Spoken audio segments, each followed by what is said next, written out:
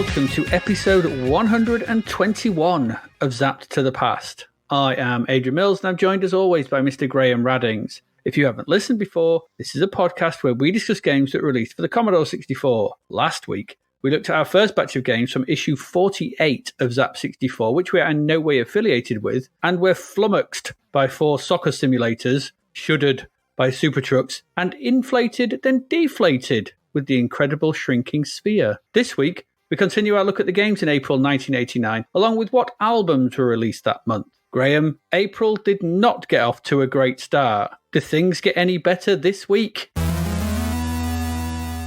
In this revealing episode where we challenge the notion that repeatedly affirming how tasty a breakfast cereal is does not equate to any notable increase in general awareness, we side-scroll our way through another R-Type alike, this time in the remake of the clone of the arcade of the game of the clone of the remake. Yeah, it's Denaris. We also troll the brown corridors and endless drudge of a walk and flap game in the deeply underwhelming Dynamic Duo, and also cruise through the 3D checkerboard roads and hills, letting the 8-bit wind flow through our hair in the laid-back countryside drive-along Eliminator. Our investigation has revealed that no matter how many assertions you shout in a person's ear regarding their immediate situation, their breakfast cereal taste obsession will remain resolute. Shocking. And while we unpick the truth of that, we steer the awkward boats, explore the 3D jungles, and strafe the enemy crab style in the somewhat oddly titled Butcher Hill. Drive around a map looking for ways to walk around a map in the somewhat map-obsessed and overly confused Motor Massacre. Scroll and shoot vertically while sitting inside the cockpit of an F-14 fighter jet so we can explore the short grey world of Tomcat before going all sideways again in a miniaturized super fighter ship on a mission to stop a brain from exploding in the rather interesting DNA Warrior. Finally, enough tasty bread and filling for a decent sandwich. Sure, the pickles might be off, but you can't have everything.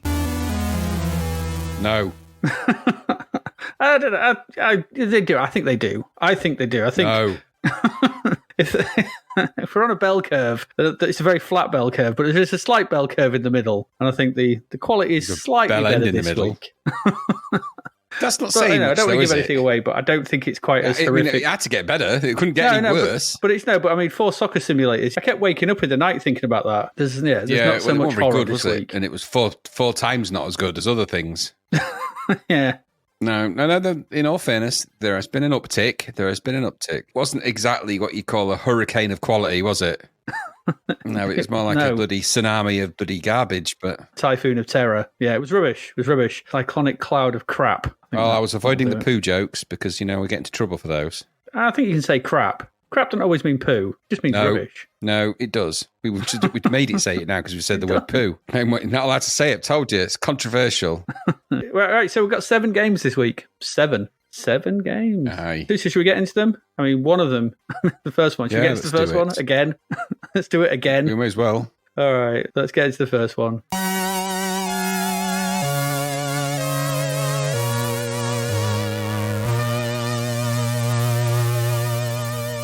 And that first one, again, is over to you, Graham, to tell us all about Denaris. Well, I could just refer you back to episode, was it 102, I think? And just say, listen to that. But every time you hear the word catechist, change it for the word Denaris. Then it also gets a bit confusing because there's also a game called Denarius as well, which is also a shooter, but not this one.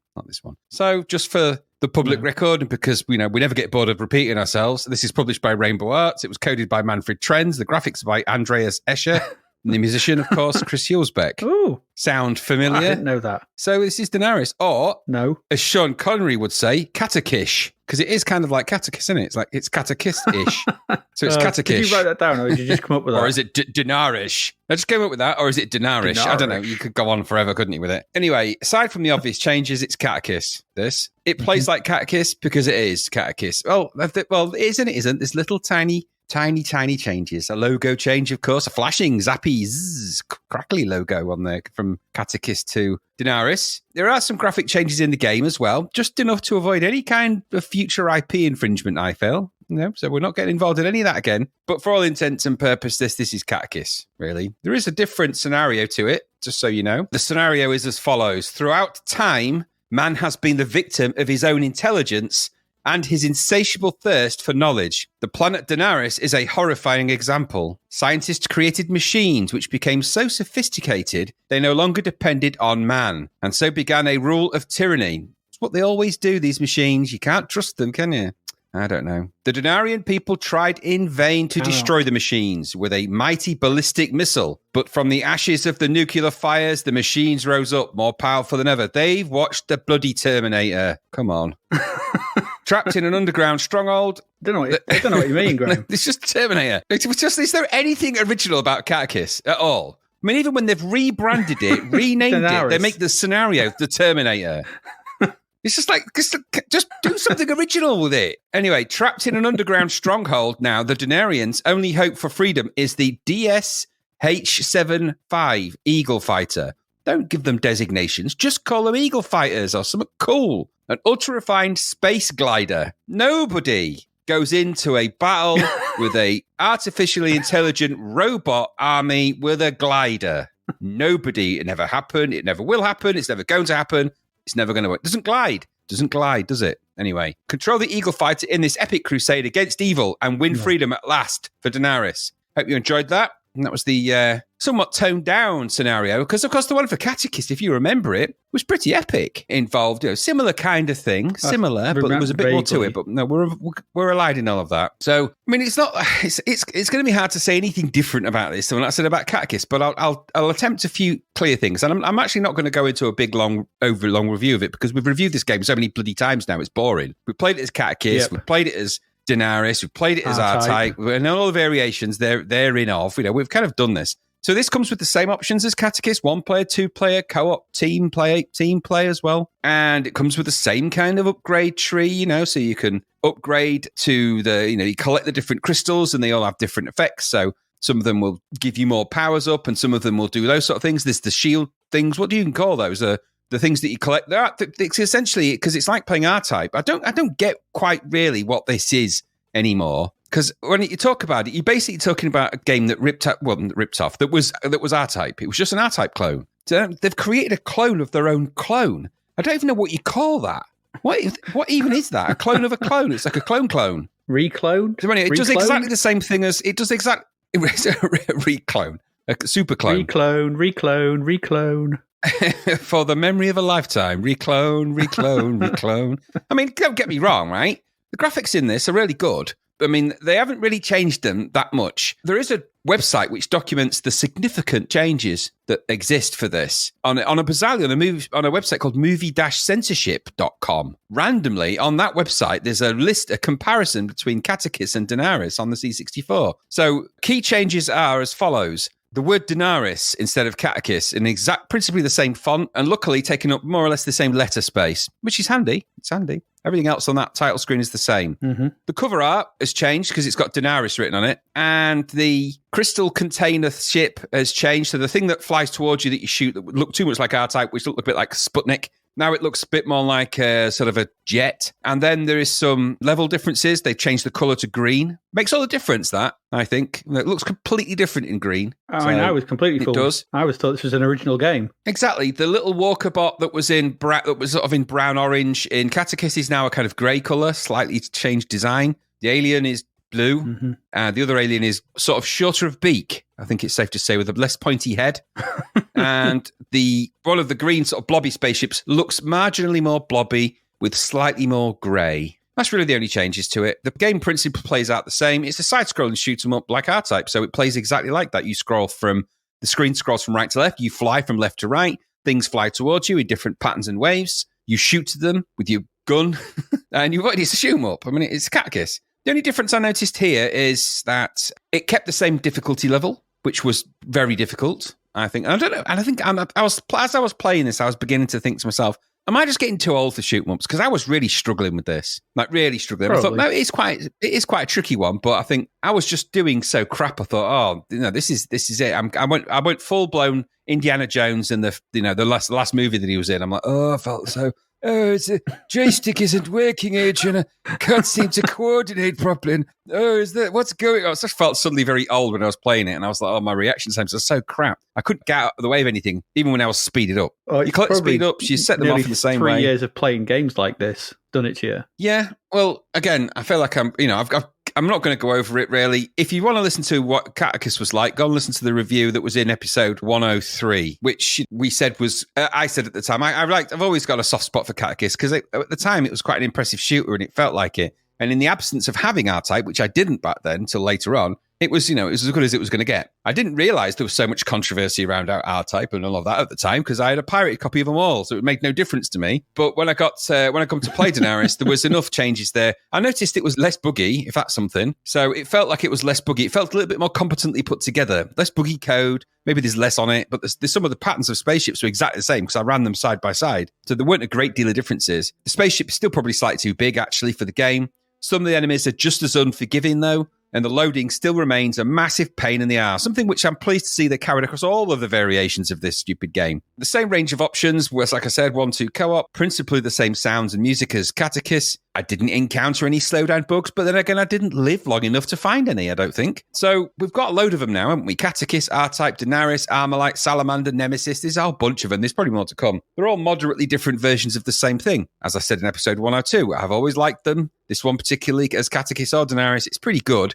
Amazing code base. It is, amazing to look at on the C64 that it's got so much crammed in there. But I'm just like, I don't know. It's been a bit of a joke this to release. I don't quite get why you'd release it. I don't understand the releasing of it. If they've just done R-Type and released R-Type, is this like a glove slap? I don't know. It's weird. Anyway, I like it, but I liked Catechus and I liked R-Type. I've got nothing more to add to it. It got 88%. I don't know how they scored it differently to Catechus, but they did. So there you go. I don't know. There's the quirks. I'm not saying any more about it. It's Catechus, so it's the same game with a different name, so it's all right.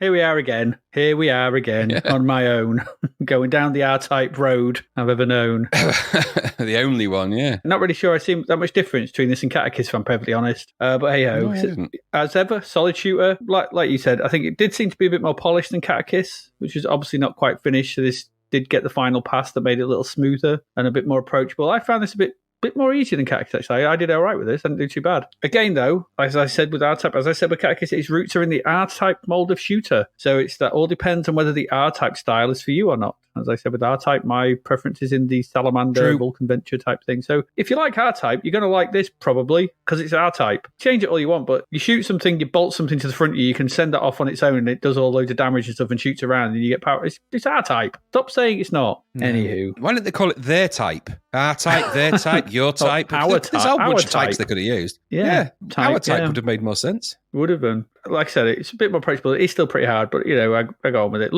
Still looks and sounds great. There's loads going on. I didn't notice any real slowdown or flickering. It's exactly what we said. Even if this is the third bite of the cherry, taken in and of itself, it's still a very good game, all said and done. It's still a very good shooter, but it's one we've played. Yep. This is the third time we played it with a different title screen. It seems to be. But I'm R-typed. I'm R-typed out. I'm all typed out. Yeah, I have to say I'm the same. Like I said, R-Type was never my shooter du jour, so you can only take so much of it before you're just like, yeah, okay. Oh, that's it. But I don't think we've got much more to say about it, have we? That snooker game got released a few times. Denaris, Kish. I like that. It's good. Unbelievable. That's a good joke. There we go. That's Denaris. Let's move on to our next one. Something new, maybe, at least.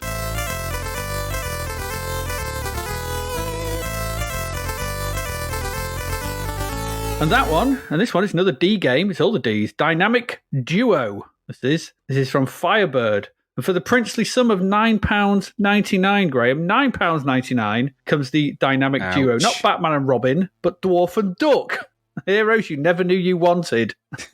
Another game this where there's very little in the way of credits I could find. Lemon64 listed the code as SPU. They did the pretty rubbish Shackled. Remember Shackled? It was a crappy arcade conversion. It's got music by David Whittaker. Though Moby does have an instructions does have developers down as Probe Software. So I'm not quite sure where the lineages or who owns what, who did what, or who said what to whom. Anyway, Probe Software, they did something. I can locate no specific individuals responsible for this. It always tells me something, if I'm perfectly honest. Anyway, the story. And I'm going to read this straight from the manual because it needs to be read from the manual. The game. Are you ready for this, Graham? Beyond the realms of magic lay the dark powers. They're in quotes. Able to control the destiny of any who enter the night house. That's in quotes. I don't know what the night house is. The building is full of hidden rooms and treasure chests, waiting to be found by any with the strength of will and body to enter the house. The house is built up of many corridors and secret rooms. They have all to be explored. There's no full stop there, just a comma. They have all to be explored in search of the treasure chest, capital T on treasure, which,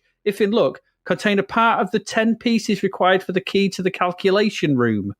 The rooms you seek are hidden and are only eliminated on the map carried by Dwarf when all 10 pieces of the key have been collected. And once the key is formed, fake phantom rooms are eliminated, which the duo will have to investigate in his search. The duo will have to investigate in his search. The duo is not he, it's they.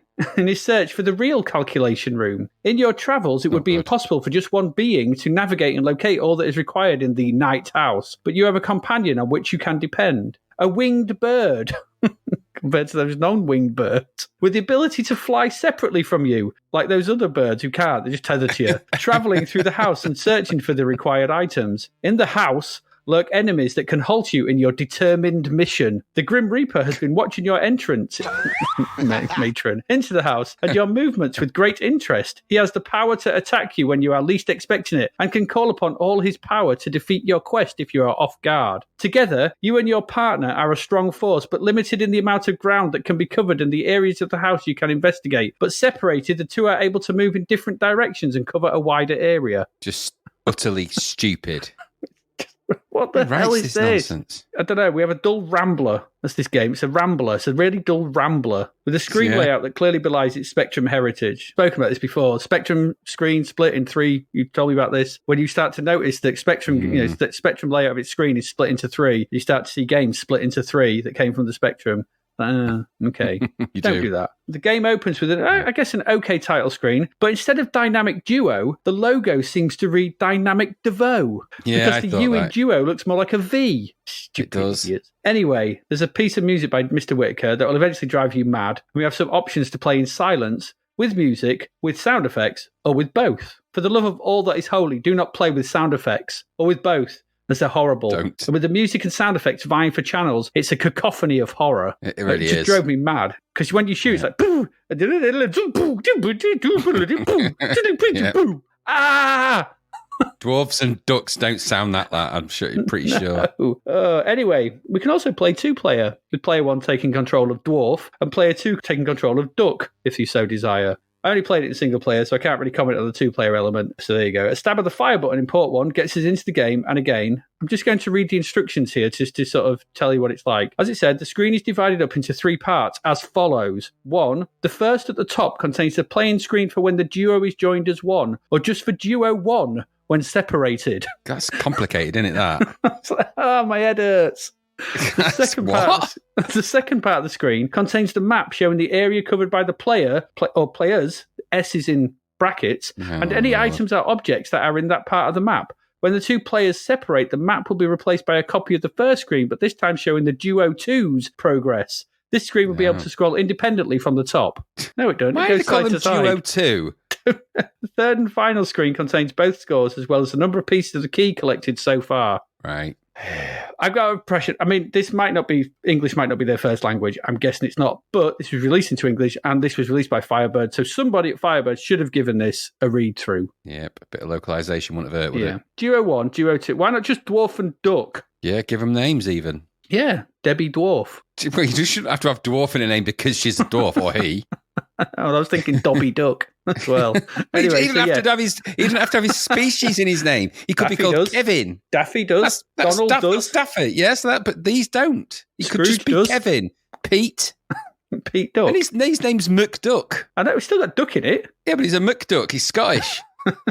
So yes, anyway, the screen is split into 3 sections, each taking up a third of the screen. The main action takes place at the top, and I say action lightly, and we initially control the duck, who starts sat on the dwarf's head. Moving at the joystick, we'll see it fly off, and we can fly left, right, up and down and shoot with the fire button. Enemies will appear, and you can shoot them. The backgrounds are different coloured walls with what look like ladders, but are not. There are doors and holes, and on some levels, chests, though. And I'll come to these in a minute. When in control of the duck and flying about, the middle third will change the location of the dwarf. When the 2 are together, the bird is sat on the dwarf's head. The middle section changes back to show the layout of the world. It sounds harder than it is. You'll get it in seconds. It's more complicated than it really should be. To show the layout of the world, so it's like a map with indicators of doors and holes which allow you to move up and down the levels, or the floors, so we say, of the night house. To switch to control of the dwarf from the bird, you press the Commodore key, and as the dwarf, you trundle slowly along, shooting stuff. And you can't stop trundling. No, Left or right, just changes your direction. Once you start walking, that dwarf, he ain't stopping. Slowly, it's like the turtle, whatever it is in that. Slowly he'll get there, but he's going to get there. Dwarf. Yeah, the dwarf is the only one who can pick up the chest, should there be one on the level you're on, or the floor you're on. So you must trudge to pick it up, and then trudge to find a door or hole to change level, going up or down. Doors take you up, holes take you down. When you do, you can then scout that level out with the duck again. Basically, you just loop around. The level just loops back around, so you just fly one direction with the bird. And if there's a chest, you just keep going. You'll get back to the dwarf. You set the dwarf off walking and wait. Just keep pressing fire button and shoot any enemies that come, and that's it. Until then you cut the chest and you go through another hole or door. I didn't get them all. There's rooms that appear or something like that, but I couldn't find them all. Should you find all the chests, you can get to the calculation room for some reason. I don't know. I didn't get there, and nor did I want to. This is a boring game of trudging along thin bands of screen to find a chest and then a door to do or a hole to do the same again on the next floor. The background visuals are okay, I guess, if a little garish, but the sprites are a horrible mishmash of random medium-res enemies, and our heroes are oddly coloured using yellow, red and white. That's not a good combo for a duck and a dwarf.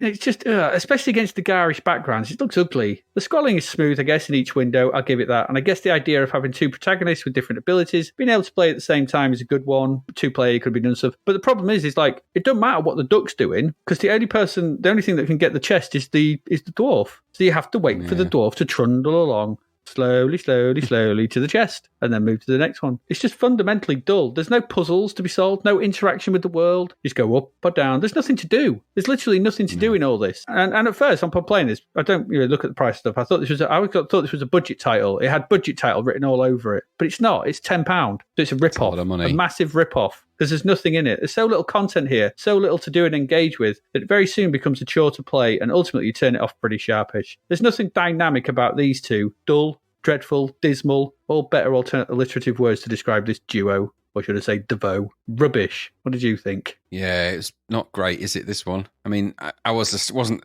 really blown away by the cover, which looked like a fantasy midget with a duck standing on a piano with holes in it. Yeah, it's not good. I don't get what that means. I don't understand what you are. And also, do you know what bugs me about that cover? And it's something really little, but it is there. It says Commodore C64, and that winds me up. It just winds me up. It's a Commodore 64, or it's a C64, but you can't have the Commodore C64. That's the Commodore 64.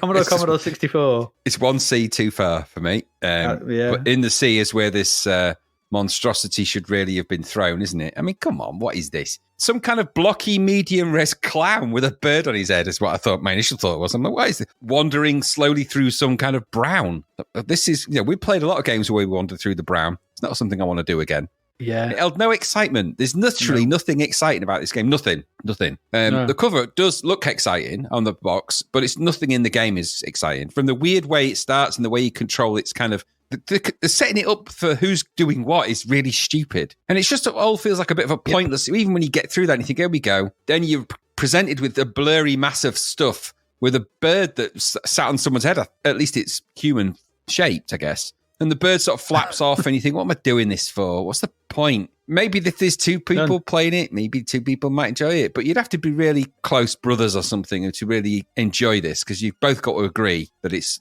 good. And it's never going to happen. One of you is always going to go, wait a minute, this is rubbish. Why are you doing this to me? Version of this was horrible. Yeah, I thought the single player, what's the point of making a game that's principally around a duo and then having a single player game if you're not going to do it like Druid or something like that, where you've got, just don't do it. If you're not going to make a game like Druid, and that was a Firebird game, then don't do anything like this. This is just horrible. It's a stain on the brain, unpleasant on the eye, and very unpleasant, as you rightly point out, on the ear.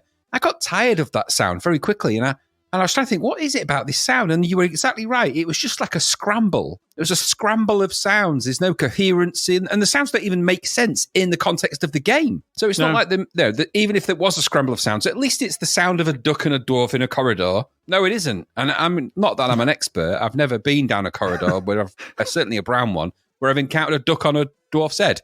I'm sure it probably doesn't sound like that, though. It's just not a very good game, is it? £10, get lost. It's rubbish. Rubbish game. I would have expected this kind of monstrosity released in 1985, and it would have been crap then. So £10 in 1989 for this. Are you having a laugh? Move on. Move on. Awful, terrible thing. Yeah. Dynamic. There's nothing dynamic about that game. It's just rubbish and a rip-off. Another birthday disaster somewhere for somebody, wasn't it, that? But there you go. Yeah. If you put the word dynamic in your game title, you better have something dynamic. Not dull, not dismal, not boring. Yeah. Jesus. There we go. DeVoe. DeVoe. A singer, DeVoe. I think it is. Dynamic Devo, yeah. Crap. Just bloody rubbish. Let's move along quickly. Let's go from D to E for our next one.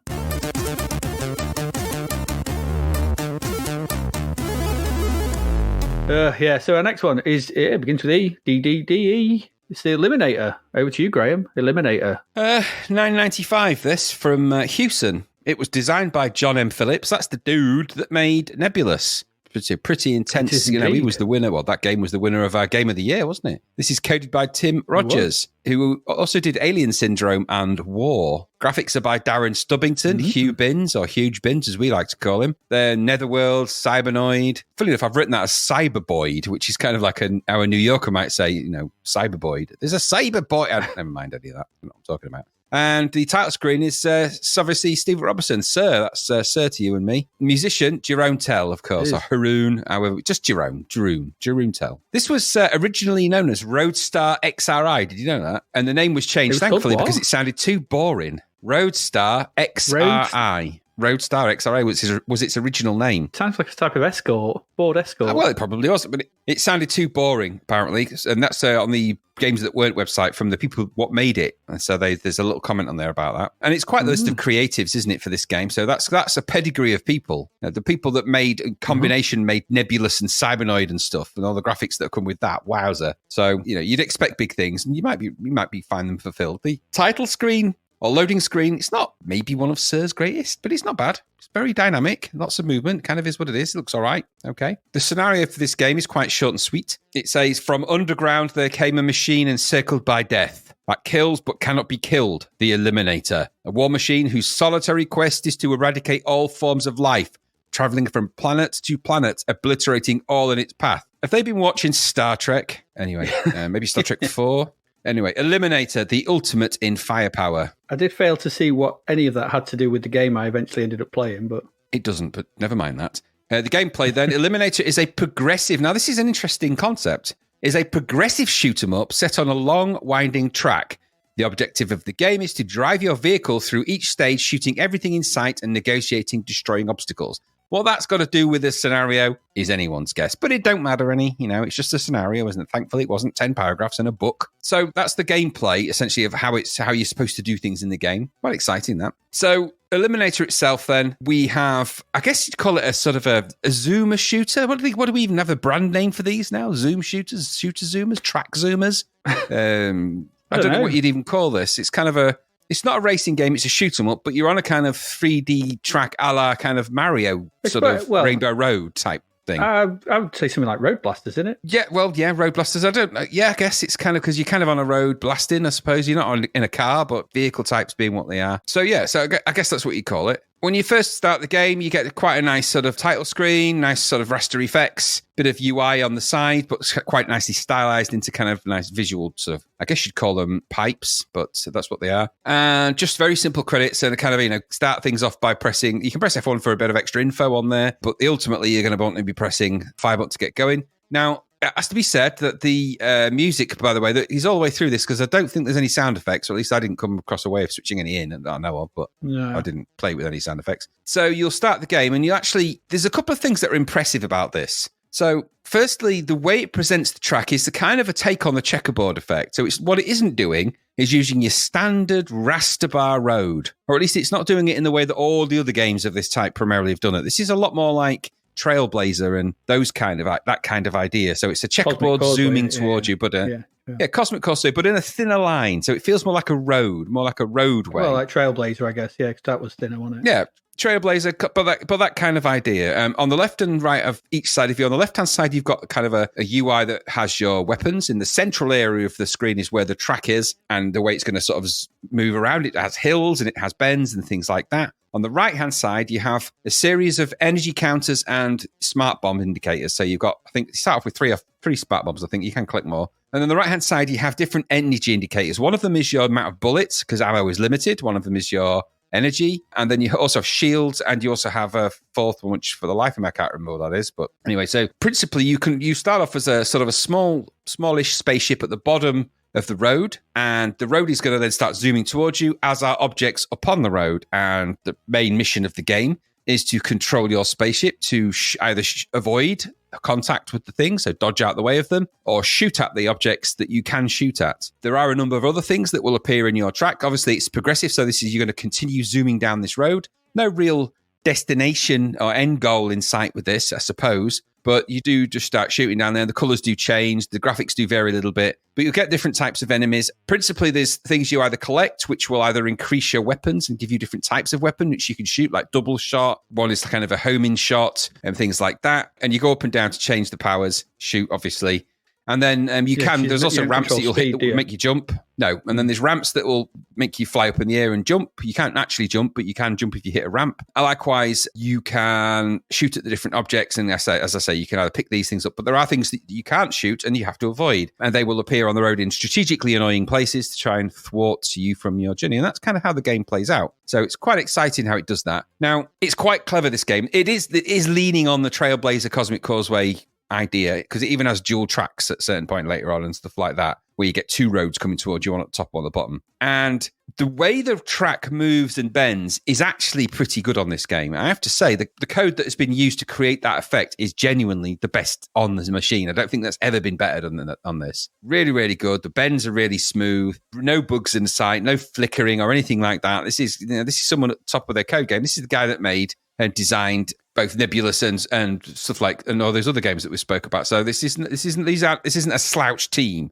All the shading on all the sprites and all the graphics are really good. When you move your ship left and right, it does have a slight angle on it as well. So it's not like it's just flat. It has kind of a slight bit of inertia and movement. I'll come back to the kind of way it moves around in a minute, because that's kind of one of the things that may be something of an issue for some people. But the principle of the game is you're going to fly along this track, and as you progress so far, you keep on going. Eventually, you'll get to the end maybe of that section, and you'll get given a code which you can then put in like a password, which you can then use to restart from certain parts of the game. Now, I have to tell you, I was playing this for ages, and I never got that. So I don't know how far you have to get in to get one of those. But I was playing it for a long, long time, and I never got anywhere. But as you go along the road color changes. Some of the scenery detail-ish that you have in the background, such as it is, kind of changes. There's a rudimentary kind of horizon line type effect, but it's actually pretty damn good. And then there are, as I said, there's certain tracks and obstacles that you can do. It's actually a pretty well presented game in that respect. So there's quite a lot to like about that. And the way that it all works is pretty good.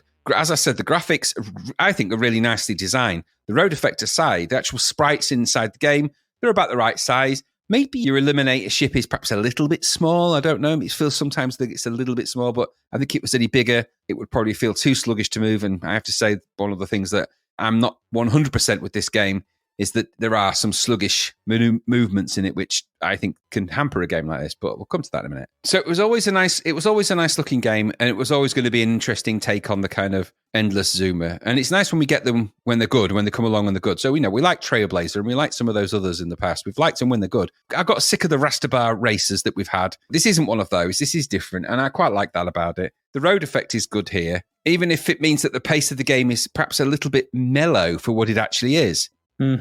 Far from it being a kind of scramble blaster down the old checkerboard highway, this feels a bit more like a sort of floaty jaunt. I mean, the graphics are well realised for what there is. And yes, it is a really great road effect. And it felt to me like actual proper hills and turns. So they've actually thought about how that's going to work.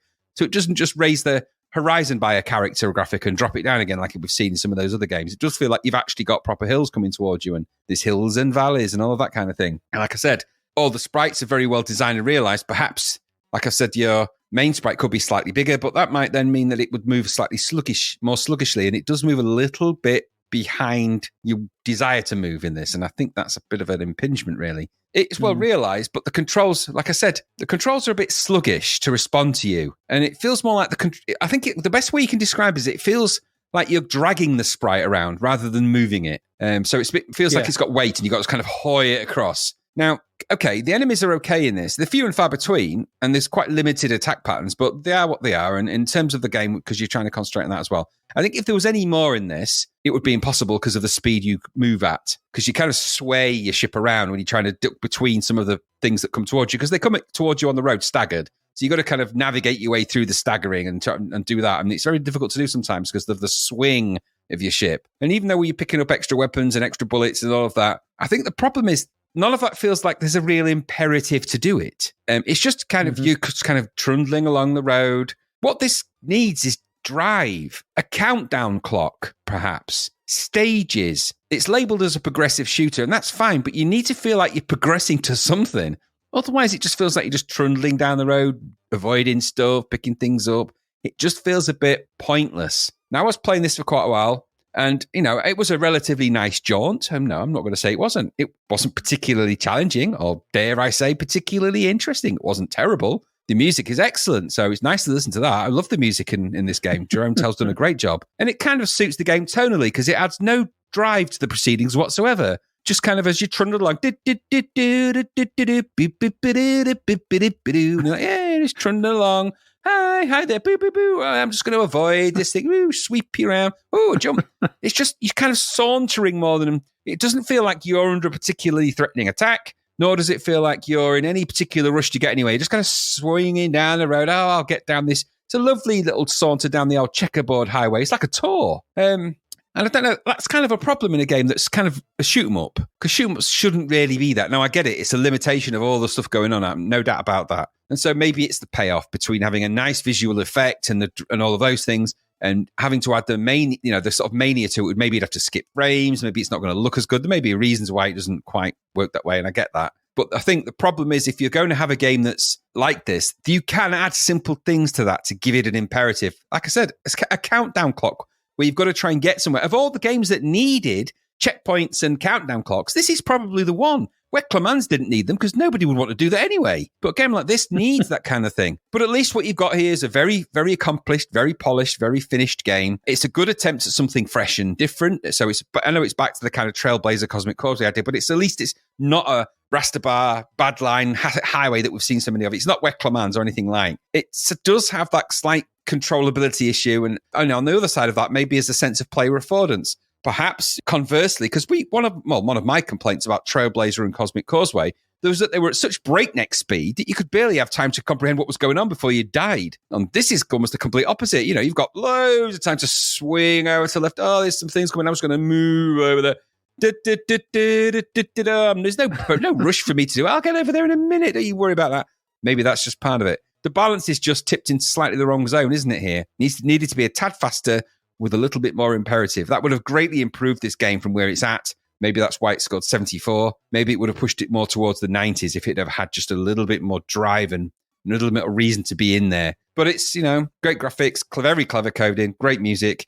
All those are good ingredients to have in something. We've played so much crap that it's nice to see a game that's finished and accomplished. It just needs urgency and agency and purpose and direction. It's worth playing. Go back and replay it. Just bring some popcorn, because you're just going to be on the tour of the highway for a little bit. And you're like, it's going to eat my popcorn. Don't you worry. I'm not going to run into anything for a few minutes. I'll be fine. What did you think of Eliminator? Yeah, it's a drive down the A16 with cruise control on while you're listening to an album that you like. Yeah. That's just it. It's like, just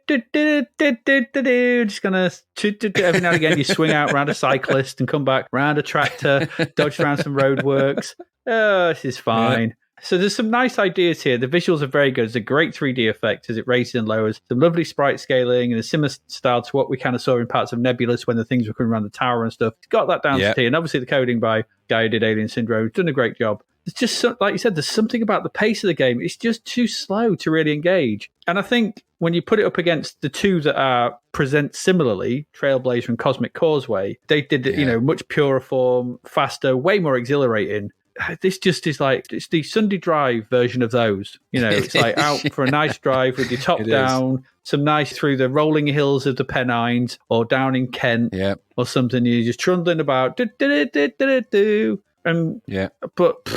it never ends. The roads never end. I never got anywhere. I was on this playing this for ages because you can. It's like, there's not much to dodge.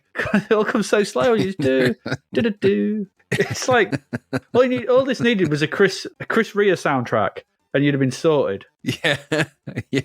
Just listening to some Chris Rea or some classic driving rock, bit of Eric Clapton. That's what this game is. It's the Eric Clapton of shoot 'em ups. Old slow hand. Just, what imperative is there, And considering the scenario doesn't really link to it, does it? No, you can't have a countdown because you can't go faster or slower. And if you hit something, you die. Yeah, true, yeah. So technically, if there was a countdown, you can't, you have to be able to speed up to enable you to get there, unless it's just, it would just be you reach this by this time. I had no choice. Cruise control was on and I couldn't turn the damn thing off. Yeah, there is that kind of mentality about it, isn't it? Because they fixed the speed clearly because that's the speed, that's the optimum speed that the whole 3D effect can do. But so up and down, what can up and down do? It change your weapons. Okay. Yeah. Which is nice. I quite like that. They didn't make things complicated. Yes, it's fine. That's the whole thing of this game, isn't it? But then it takes any sense of, if it's a speeding up, slowing down for you don't speed up, slow down. You don't really need the weapons, do you? You don't really need them. It felt in a way, I think its closest thing in the way it controls and the way it sort of moves, because you don't really need to sort of go around corners. It was a bit like Buggy Boy as well on the C64 where you don't have to steer and things like that. Yeah. I mean, then you have to speed up though, I suppose, speed up and slow down, but it's like somewhere in the middle of Buggy Boy and Cosmic Causeway and stuff, which is just a lovely Sunday drive of a game. Eliminator. And so it doesn't deserve nice music, that original name. Yeah, just chilling out. Roadstar XRI. It's not exciting though. It's certainly not Eliminator. No, that name's wrong. No. There we go. That's our first half. Seen it before. Crap. And we're going to be such a lovely day. Lovely day. Lovely day. Yeah, you could have a bit of Bill Withers on there, couldn't you? Yeah, Bill Withers would do that. Doom, doom. Good start, couldn't it? That game. Doom, doom, boom, ba-doom, ba-doom. You wave at somebody as you're getting here, but see you later. Doom, doom, boom, ba-doom. Doom, doom, boom. Off we go. Boom, ba-doom, ba-doom. When I wake up in the morning, it's gonna be. It's like I'm actually thinking now of that. The Lighthouse Family gonna be lifted. It's that kind of game. It's anything like that. Yeah. It's anything by that. It's that anything at that tempo. Do do do do do do do do do do. Is it? Could we argue this is proto Wipeout? Is this a proto Wipeout? If it had the things we've said, would that make it Wipeout in a way? I mean, speed and urgency. If it had those things, yeah, absolutely. What does it say? It does say it's a progressive shoot 'em up because it's progressive rock, isn't it? It just goes on at a slow speed. Prog rock. Put Rush on when you're playing it. Yeah, you could sit listening to 2112. Long. Set on a long winding track to the tune. I bet that game. I bet it plays really well if you put Rush on for that game. It'd be really funny if it when it finishes 21 minutes. If at the end that's when the end game ends, it's like it's perfectly timed. But it is. I bet it is that. When the enemies appear. Yeah, exactly. Yeah, well, there you go. That's what it is. There we go. It's the rush of the C64 games. It really is. Except there's no rush about it. No, it's the band Rush. Yeah. Anyway, there we go. That's our first half of games. Well, there you go. I don't know what to say about them. We're going to take a quick break. We're going to come back. We're going to look at albums. We have lots of albums to get through. We're in April, aren't we? I've lost track of the year. I was driving for so long in Eliminator that I lost track of where I was. April 1989. So we're going to have a look at the albums for April 1989. So we'll see you in a bit. All right, we are back. Albums for April 1989. Staying at number 1, we talked about this before, we have done it before, is Like a Prayer by Madonna for the first week. Pope still has never bought a copy. Do you know, I was looking at the stats for this because I thought, how popular was it? 15 million copies worldwide that sold. The album sold best in the United States at 4 million copies, United Kingdom 1,200,000 copies, and Germany 750,000. That's a lot of copies of that. So I would argue that perhaps they made the sales a bit greater, dare I say it, by giving it all of that free publicity. No sales in the Vatican, though. Well, I didn't, you can click on the list. I doubt that they probably have any record shops there. Yeah, probably not, actually. The greatest hits of Gregorian chant been number one for the last 200 years, so... For the next 2 weeks of April, it was When the World Knows Your Name by Deacon Blue. 2 weeks to number one. Yeah, 2 whole weeks. I mean, they'd had a lot of hits. They, Real Gone Kid. There was Wages Day. Fergus Sings the Blues. A lot of hits. Queen of the New Year. They all went quite high. All reached top 30. They had a lot of hit. Right, look, all 5 of the album singles made the top 10 of the Irish singles chart. Well, that's okay, because, they're probably very popular there. I don't like them because, I don't know, I just don't like them. No. Can't forgive them for Real Gone Kid. However, coming back up to number one the following week, I'm sure we've covered this before, it was A New Flame by Simply Red. It won't go away. It needs to go away. No. Hey. Yes, it's proving to be a pain. I don't like it.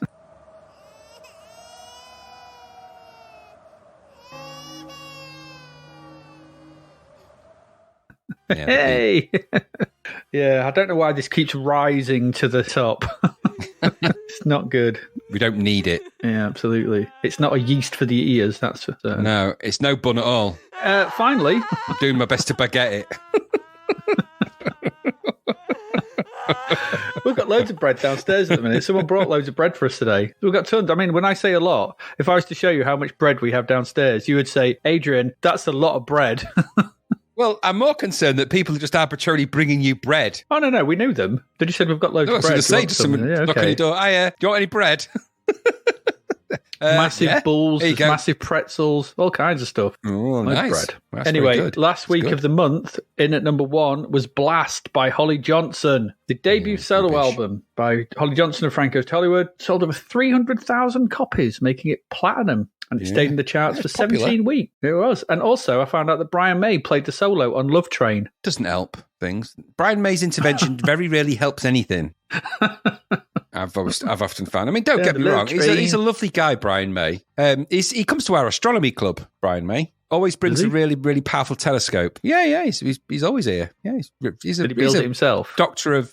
Well, he's like a Jedi, and he's that's how you know that he's a proper astronomer. They all do it. If it's like a Jedi with the lightsabers. Astronomers build their own telescopes. It's just that's how it works. That's how you can tell how powerful they are. But he's got a very powerful telescope. He can see to the other side of the universe with it, which is ironic because it looks exactly like this side of the universe. All looks the same from here. Just, dark with little spots. Yeah, his telescope's so powerful he can see the back of his own head. Yeah, exactly. Take that, all of you flat earthers. It goes all the way round. He can see back in time. When he looks back into his telescope, he looks back in time, he can see when Queen were first releasing their singles. And he thinks, I could have done better there. That's what he thinks, because he's a perfectionist. Absolutely. He's driven by it. Or was he driven by you? I'm not a fan of Holly Johnson's. Don't even think of that song. I was never a fan of Holly Johnson's solo stuff. And I've tried to listen to it recently because you keep banging on about how good it is, and it isn't very good at all. But I think it's because I really liked them in Frankie Goes to Hollywood, and I just didn't really think he offered much else outside of that. So that's just my thing. And I think really, and actually, I've come to the understanding that my liking of Frankie Goes to Hollywood is actually really more of a liking of the producer brains that were behind that. So Trevor Horn's production is kind of what. Yeah, exactly. So I'm a big fan of Trevor Horn. So which is I'm not necessarily Buggles, so I won't go that far, but I liked all the stuff he's ever done. Video killed the radio star. No, I'm not saying I'm knocking it. I think it's great, but as I've come to listen to more of his stuff, like Grace Jones and stuff like that, I've just come to realise that the stuff he produced was just amazing. So amazing stuff. All right, let's get into some albums. 2nd of April, in at number 15, was 1984 to 1989 by Lloyd Cole and the Commotions. This is the first compilation album by the British band Lloyd Cole and the Commotions. Comprised material released by the band in their 3 studio albums, Rattlesnakes, Easy Pieces, and Mainstream. Certified gold by the British phonographic industry. Certified arse by me. I was never a big fan of Lloyd Cole and the Commotions. I never understood what all the fuss was about, which is ironic in every way that it could be. Why such a commotion? I don't understand it. He went on to be just Lloyd Cole, didn't he, when he calmed down a bit? What was their famous song, Lloyd Cole and the Commotions?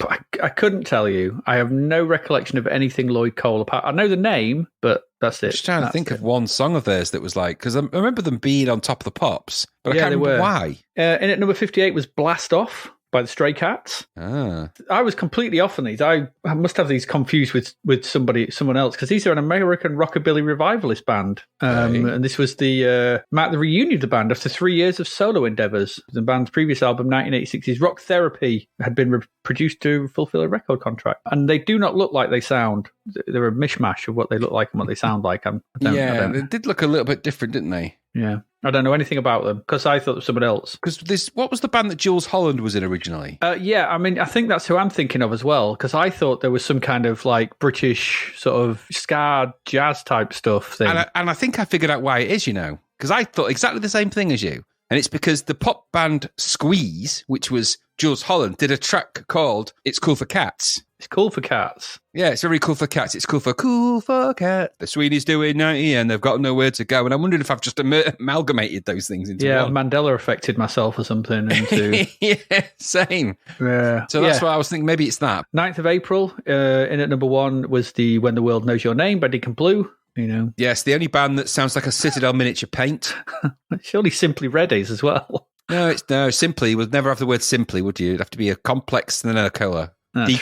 True. No, Deacon Blue, or Blood Axe. Is it an adjective? Is it an adjective simply? I don't like the fact that the name has an adjective in it. Yes, actually, yes, it is, isn't it? Well, no. Because if it's simply red, then it's just red. No, they're bread. Well, bread are already... Yeah, we don't have Simply Bread. We have the band Bread. We don't have Simply Brush. You could stick the name Simply in front of anything. Still nobody has answered whether there's actually a baker's called Simply Bread. We've asked this several times now. Surely. There must be. You don't say it like in at number 5, Forever Your Girl by Simply Paula Abdul. You could do. Simply Paula Abdul. That might be our album, but it wouldn't work. Simply Red would be angry about that. They'd be simply angry. Simply You Too.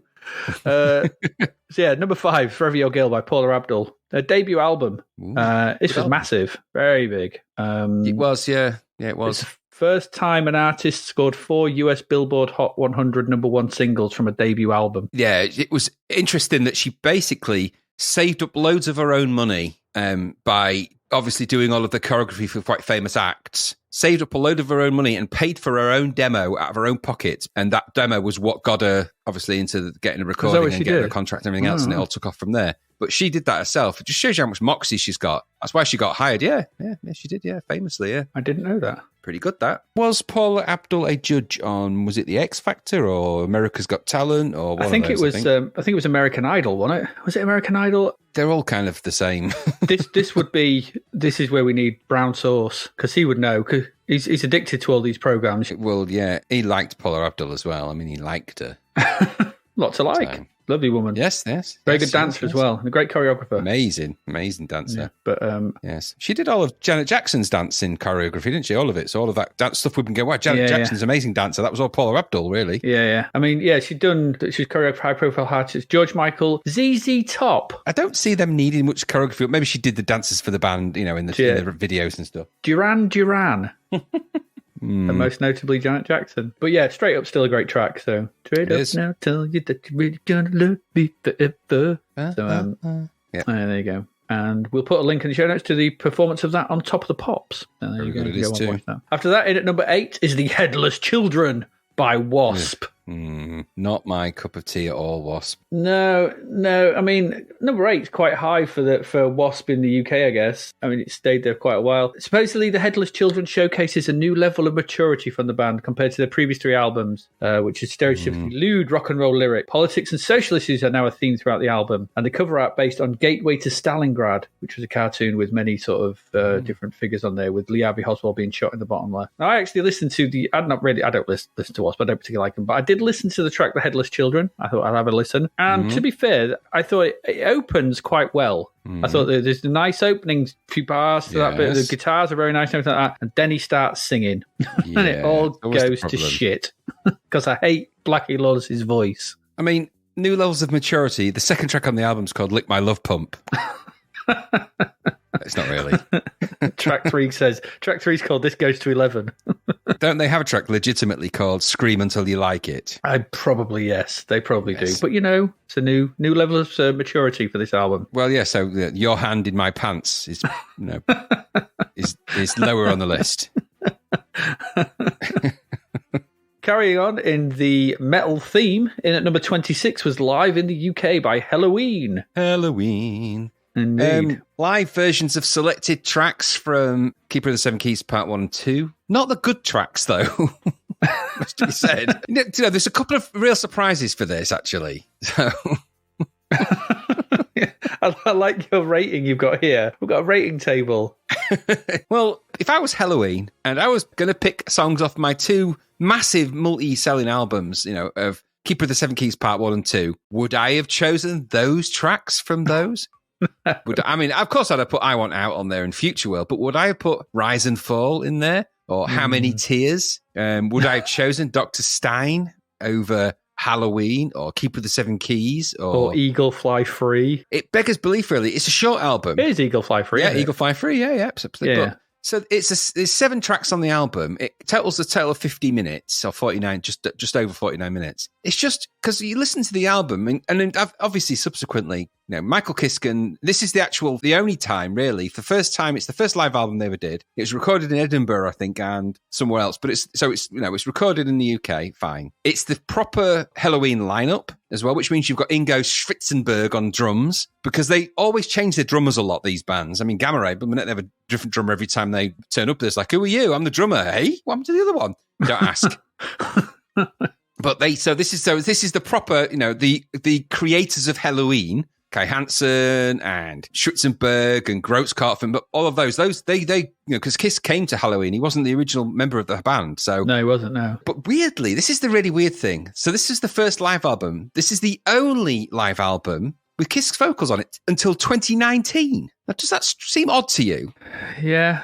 I mean, it is one of the greatest rock vocalists of that kind of music. Easily, he's up there obviously with, and they're very much in the mold of Bruce Dickinson and everything else, but he's an amazing vocalist. He was only 18 at the time when he recorded those original albums. So we'd have been not far off that at this point. His voice is astounding. Why would you choose those songs, which, they're not great songs. They're not their best ones. Why wouldn't you have Keeper of the Seven Keys Part 2? And just some of the tracks that really show off his vocal range and talents. Why wouldn't you have them? And if you listen to later on when they do United Alive, when it's all the singers from Helloween just turn up, so Andy Denaris and all the rest of them, they're all in it. You realise at that point when you look at some of the live footage from that, how his vocals are still really good now. Yeah, they are very good. Absolutely amazing. Better than Andy Denaris and a lot of the other vocalists that followed on from them. So, I don't know. It's one of the only live albums they did. So, it just seems really strange that a band of that caliber with those musicians and that they wouldn't have done more live albums. It blew my mind. I remember having it and buying that album. I remember buying it and remember thinking at the time, Dr. Stein? Dr. Stein Dr. like Stein's Bernie, on it. Yeah, it's just like what Rise and Falls on it. Because that's one that at the end it goes Rise, Fall. I'm like, don't do that on. But at least the Tale That Wasn't Right wasn't on it. With its instant, it makes you weep instantly. We have to be thankful for small blessings. There we go. That's Halloween at number 26. At number 31 is the Gypsy Kings with Gypsy Kings. It's their third album. You know what I found? This is weird because if you think of Gypsy Kings and the type of sound, a band of Catalan rumba, flamenco, salsa. Okay. Yeah. Founded in 1978 in Arles and Montpellier in southern France. I would not have put them as being, foremost in Catalan, but also mixing Spanish with southern French dialects. That's not what I was expecting at all. No, I wouldn't have put them down as a Spench band at all, or a Franish. They're not Franish or Spench. No. The group members were born in France. The parents were mostly Gitanos, according to the which is Fair Spanish Romani, according to Wikipedia. That is, who fled Spain during the 1930s Spanish Civil War. Aye. And they're known for bringing rumba flamenca, a pop-oriented music distantly derived from the traditional flamenco and rumba genres, to a worldwide audience. And they were originally known as Los Reyes. Yes, everyone remembers Bambalea, Bambalea. Yeah, that was the big track off this one, yeah. Yeah. But I never knew that they were French, and I would have never said that they were. No, if you'd have asked me where the Gypsy Kings came from and said, and this is their song Bambaleo, where they sing in Spanish or Catalan, I'd have said, are they from France? That wouldn't have happened. Germany. Yeah. Honestly, they sound so French. How are you not getting that? Yeah, absolutely. And at number 53 is Dress for Excess by CC Sputnik. Just no. I didn't even bother looking this up. I couldn't be bothered. I don't like Ziggy Sputnik. I can't be bothered with them. No, don't get it. I don't get it. I don't get what it's all about. No. 16th of April. In at number 3 is Sonic Temple by The Cult. Yeah, fourth studio album. The album features some of the band's most popular songs, including Firewoman and Edie, Ciao Baby. I'd say they've got 2, Rain and She Sells Sanctuary. I was going to say they're not their most popular songs. Get out of here. Get out of town. Yeah, that's what I thought. I listened to it and I went, well, it's not She Sells Sanctuary or Rain. Yeah, so, does it start with do do do do do do do do do? Because if it ain't one of those ones that starts with that, then it ain't going to be the one that's the most popular. No, it was not. And at number 5 is Club Classics Volume 1 by Soul to Soul. Yeah, now a bit of a correction here, because obviously we had the single released, which is the single off this, isn't it? Keep on Moving. Mm-hmm. And we were wondering where Back to Life fitted into it. Back to Life, the single, came out after this album, so it's not on this album. There's an a cappella version of this of Back to Life on the Club Classics Volume 1 album, but Back to Life as a single, which was the one that really launched them into the stratosphere after the success of this and the album, came a bit later, which surprised me. Not much later, but later. Thing with I always remember about Soul to Soul, weren't they? What was the rap sort of mockumentary type one? Was it CW4 or the other one, Fear of a Black Heart? Fear of a Black Heart. Where one of the members goes off and basically becomes Soul to Soul, doesn't he? And he does. He releases I'm Just a Human. He's the new Formantics. That's it. Whenever I think of Soul to Soul, I am just like you. I'm just a human. You are just like me. I'm just a human. We all stand and sit when we pee. I'm just a human. I'm just a human being. Yes, that's when I do. Is my shit not brown? It's a universal thing. We all flush it down. That's the one. There you go. I knew it was that because in my head, I can see the image in my head, but I couldn't quite remember what it was. But I knew you'd remember. When you wipe, don't you look at the tissue? Most folks do. It ain't even an issue. Such a good film, Fear of a Black Hat. Such a good film. At number 26 is Good Deeds and Dirty Rags. Speaking of dirty tissues, Good Deeds and Dirty Rags by Goodbye Mr. Mackenzie. Interesting album, that. Good stuff, it's the first one. The original LP was released with an accompanying 12-inch single, which I think I have. I was going through my stuff. I've got a load of Goodbye Mr. Mackenzie stuff. Wow, that's a bargain to get a free 12-inch. Oh, it was, yeah. It's not a record. It's just a 12-inch. Just nothing printed. I don't want to know what that is if it's not a record. No. In at number 63 is The Black Swan by the Triffids. Never heard of them, but they were an Australian alternative rock and pop band formed in Perth in Western Australia in May 1978 with David McComb, the singer-songwriter, guitarist, bass guitarist, and keyboardist. Might be never heard of them. Never heard of them. No, might be of more knowledge to some of our Australian listeners, which we have quite a few of. Yeah, could be considered an Australian classic. So be careful what you say. You don't know. I don't know anything by them. I did listen to one track by them, or a couple of tracks. One particularly for me, I have to say. No, but not everything for everything. But surprising it's in the chart though for the UK. Somebody must have heard it. I mean, it sounded fine, just not for me. But I'm going to say at this point that. Remember, we are on a bit of an Australian tip at the moment in the UK at this present time. Yeah. Still are, of course, listeners. We love you. Oh, absolutely, yeah. But back then, it was Neighbours and Home and Away were driving that Australian. Weren't they just? You could do no wrong. No, you couldn't. Paul Hogan had us all laughing, didn't he, for years? He did. He won't go away. 23rd of April, in at number 8 is Doolittle by the Pixies. Your thing. I mean, it is. I mean, again, I missed them at the time, but speaking to some Pixies fans, which I did this week, this was. I was told that this was the classic album. This was the best one.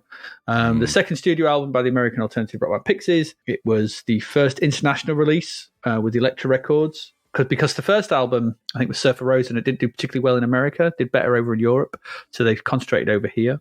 Tracks like Debaser, Wave of Mutilation, Here Comes Your Man, Monkey's Gone to Heaven, Gouge Away, such good songs, and 15 tracks, and it's just 15 tracks, and it's just 38 minutes long.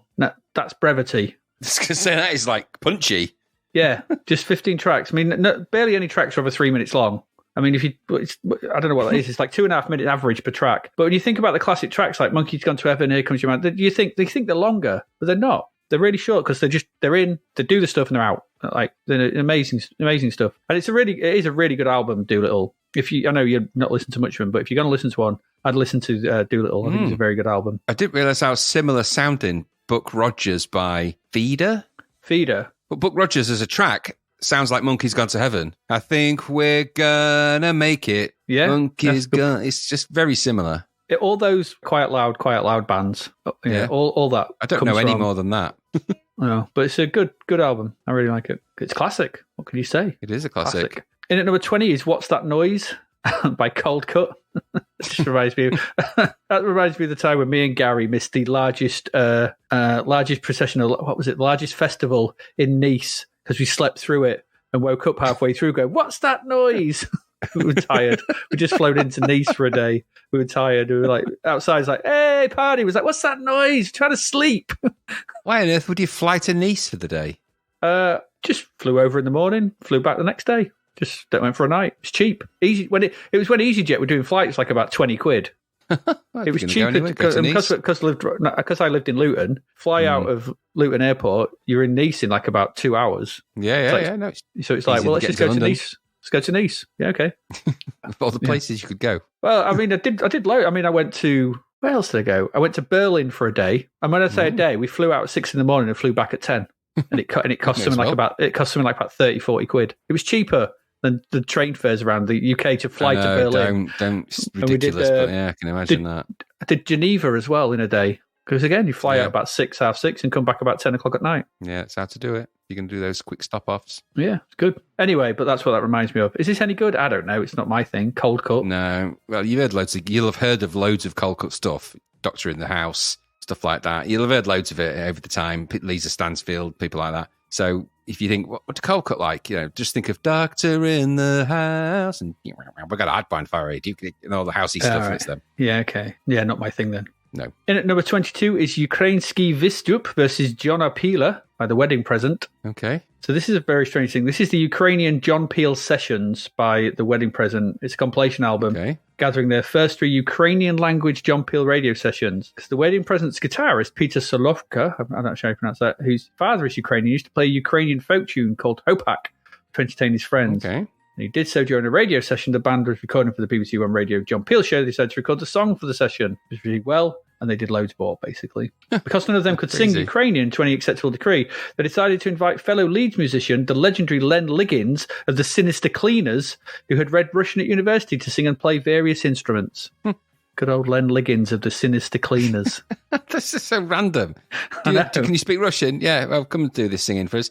Mad but that's the power of John Peel, though, isn't it? John Peel could do that. Just go, you know what? Let's do this. It's amazing. You never do that now. No, you wouldn't ever get anything like that going. And at number 29 is One by the Bee Gees. They should have called it 18, shouldn't they? 18th studio album. It's crazy. 18. Amazing songwriters and everything else. And funnily enough, as it happened, I was watching a clip on YouTube of the infamous Clive Anderson interview with the Bee Gees, where they get really he insults them essentially to their faces over a short period, and because he's kind of trying to be funny. He was quite new to doing that kind of thing. He was an ex-solicitor, I think, wasn't he, Clive Anderson at the time? Yeah. And he interviews all the 3 Bee Gees that were alive at the time, and at one point he calls them tossers. Did he say that was the name of their band, their original band? They were known as Les Tossers, and he said, "You'll always be tossers to me." And there's just little digs all the way through at them. And I think he's actually going for trying to be sort of quirky funny, but you can see that Maurice Gibb, he's actually getting quite offended by what he's saying. And he's starting to, and then it gets really awkward. And then Maurice Gibb just stands up, takes his microphone off and says, "You're the tosser, pal," and walks off. And then the other Bee Gees sort of look at each other awkwardly, goes, "Well, I think we best call it a day," then takes his microphone off, and that's it. They end the interview 10 minutes in by just walking off. And they never were interviewed by them again, ever, by Clive Anderson again, ever. They never spoke. I'm not surprised. It's quite odd to watch it when you see it now, that it even happened that way, and that they broadcast it that way. And the Bee Gees don't come over as anything other than people who were genuinely gone on there for good reasons, and they're just being got at by Clive Anderson for reasons that are not very clear. He just sort of basically says, calls them shit and says they're a bit crap. And on the one hand, on the other hand, he's also saying, you guys have had amazing hits and all the rest of it, but it all feels a little bit like they're a bit passive. He's very passive aggressive in what he's saying, and don't if you anger one BG, you anger all 3. So they're a hive mind. So you anger the 3 Gs. Exactly. Well, that's how I communicate. Back then, of course, we didn't know how they did it. Nowadays, we know that it was just the 3G wire that had been implanted in all of their skulls. Absolutely. Which means there's 5 Gs now. 5 of them. Sadly, that they were 4G. One of the Gs died, and then it was back to 3G again, and it's a complicated matter. Now there's, I think, 1G. Who knows? There's just a G. Yeah, OG. Yeah, the original G. And at number 31 is the Headless Cross by Black Sabbath. Ugh. From the smoke he appears. Yeah. The 14th studio album. And I get it. So, because this was their big comeback album from... This album is not Ozzy and it's not all of that. It's his, a whole new direction. This is the birth of Spinal Tap Mark II. We hope you enjoy our new direction, isn't it? Got Cozy Powell on drums. I get it. It's just, for me, it's because I like Sabbath. I like how they sounded. And this sounds like it's too derivative of other bands around at that time. So it sounds less Sabbathy and just more like everything else, which is the kind of thing you don't want from them. Now, I like the fact that they had that kind of heavy, not industrial, but heavy metal sound was invented with Sabbath. It's kind of their thing. And so they had that kind of, weightiness. The fact that the guitarist had tops of his fingers sliced off at one point tells you how eccentric a band that actually is. And he played with like metal tips on his fingers and all that. So that kind of the tonality of that sound, when you listen to this stuff, it just doesn't sound as good as that. And I get it, because it's, they've got to, move on and become other things and sort of diversify a little bit and all of that. And I get it. But for me, it loses its Sabbathness. And I'm not, one for, I don't particularly like it it gets worse and worse as they progress with more stuff after this. So until sort of they regroup again, I think later down the line. But I don't know. Did you listen to it? Do you like it? No. Yeah, it's not for me. It's not for me at all. In at number 36 is Blaze of Glory by Joe Jackson, the 10th studio album by English rock and roll singer Joe Jackson. 10. Popular, isn't he? Never heard of him. Very politically motivated, isn't he, Joe Jackson? He is. I'd listen to his track on this Tomorrow's World. Yeah, been around a while. Yeah. Not for me, that's for sure. 30th of April, and number 1 was Blast by Holly Johnson, which we've already spoken about. In at number 15 was Past Present by Clannad. Not Clannad. It's a compilation album by them. It's a collection of selected songs recorded by the band from 1982 to 89. It includes 2 new songs exclusive to the release, which was The Hunter and World of Difference. I listened to The Hunter. It was not very good. And in answer to your question here, they do a song with Bono, I think, on this one. Yeah, they do. Yeah, oh, goodness. Was that? I knew there was one somewhere lurking around. It's bound to be. The track on this, it's got Robin, the hooded man, on it. Robin, the hooded man, the hooligan, as I thought it said for a while. The hooded man. Didn't take a lot of writing there, did it? I used to listen to the Robin and Sherwood soundtrack. I used to love it. Yeah, same, to be fair. It was one of my dad had very few albums. He was not, he liked a very small range. He liked Beatles, some Beatles, Paul McCartney and Wings for reasons that nobody could explain. And he liked Clannad. So and he liked Steel Eye Span. So periodically, that's what we had on. And if he decided he was listening to any of those, TV was off, stereo was on, the record player was on. If you came into the lounge, you were in there listening to it. And there was no choice. So, and when Robin of Sherwood or whatever it was Robin of Sherwood when it came on TV with the original, what was his name? Was it Michael Pride or Prade? Michael Prade. Yeah. Prade. When it was originally, he was well into that, and this soundtrack really complemented his kind of, I think he was a folky at heart, really, somewhere along the line. Steel Eye Span and Clannad. I mean, goodness me, he's like, that's the twin folk bands of evil, isn't it? You can't. Because Steel Eye Span became universally loathed by the folkies, didn't they? Because they introduced electric instruments into folk. Yeah, them and I was going to say Fairground Attraction, but it's not. It's the other one that sounds like Sharky. What they're called? Fairport Convention. Fairport Convention and Steel Eye Span. They were both folk bands, but they used electric instruments. Well, that ain't folk, is it? But they're amazing. Can't really argue how good they are at that kind of stuff if you like it, but not for me. Not for me. Well, but Robin Hood loved it. He loved it, didn't he? Robin Hood was a great soundtrack. It's great. I used to listen to that. I always think to myself, did they go to Robin Hood and go, right, here's your song, and he's going, is there any more lyrics to this? Okay, I get it. Robin Hood, the Hooded Man. Yeah. Is there anything else? Okay, well, I fire arrows. I've defeated. Sheriff of Nottingham. You're going to mention any of that? Bravely Bold Sir Robin is probably a better song at this point in time than this one. No, it's all about Herne the Hunter and stuff. Bit of mysticism, weirdness. Well, don't say Herne the Hunter, the hunted man. No. Every Clannad song is just that. So are you going to write any more lyrics to these songs? Because at the minute we've got Bob the Builder, the building man, and it's we're never hiring you again. Imagine if Bob the Builder had a Clannad soundtrack. Bob the Builder, the building man. That would be good. Fireman Sam, the fireman. Postman Pat, the postie man. The postie man. Anyway, The number 24 is Born This Way by the Cookie Crew. British rap. Yeah, their debut album. There's a picture of the sort of thing Monster. that Brown Sauce would be getting all giddy over, no doubt. Very giddy. And finally, at number 39 is Silvertown by the Men They Couldn't Hang, their fourth studio album. I want to like them, but I don't. No, you don't have to. You don't have to like everything. There we go. That's your albums. Some good, some bad, some meh. That's what it is. We're going to take a quick break, and then we're going to come back. We still have 4 games to get through in this part in this week, so please do stick around, and we'll get to those in a moment.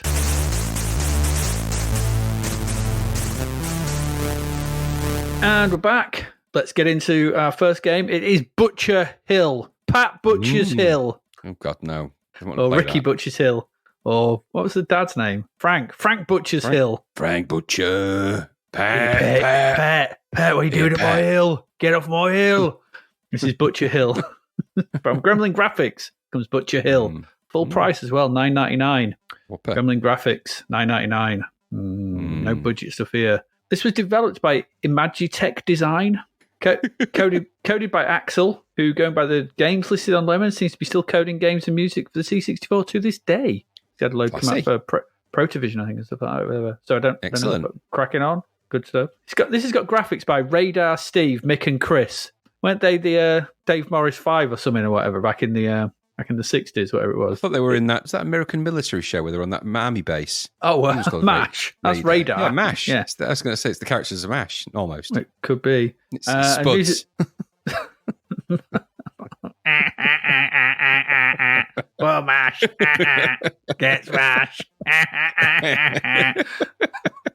That's a Bob the Builder reference again, I'm thinking. I'm hoping that Adrian's just malfunctioned in some way I can't explain. I didn't know that he'd been hypnotised, and that's what that triggered that. But now we know we'll avoid it. We might need to put a link in the show notes there to a MASH Get Smash advert so that our international listeners have any clue what we are on about. Oh, could you see? Now, I thought you were doing an impersonation of Spud from Bob the Builder. Because no, that Scarecrow, he talks like that. Smash, he said. Okay, random. Yeah. That was because they're the robot things. Yeah. And then they mash it with that. And they smash it 2 bits. That was Smash, wasn't it? Yeah. Oh, MASH Get Smash. Dehydrated potato. Is there anything more delicious? No. Anyway, we'll stick a note. Find a link. Anyway, this music for this by Ben Daglish. This is Butcher Hill. We'll come back to Butcher Hill. There's not much in the way of story for this, but I have a hunch that this may have been inspired in part by Platoon and also by the 1987 film Hamburger Hill somehow, in that you have to make your way via 3 levels into Vietnam, Platoon, and carry out your assault on the titular Butcher Hill, Hamburger Hill. So I don't know why, but there's no real reason why. It's just one man goes to mow a meadow and just ends up going up Butcher Hill for some strange reason. No idea. Maybe left a sandwich there. I don't know. Who knows? Anyway, it's a 3-part game, with each section being very distinct and being also its own load.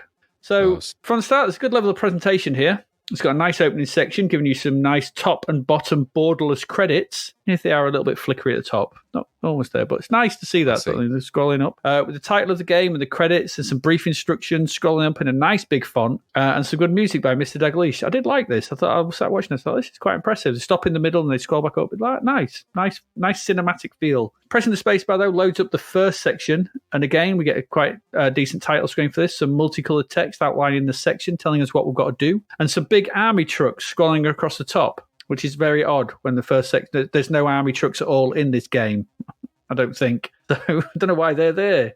So, but anyway, but it's nice. It's got a very army feel to it. And there's a scrolling high score list above that as well. First impressions are good. So I was thinking, this is quite nice. Gremlin game. Feeling all right, this.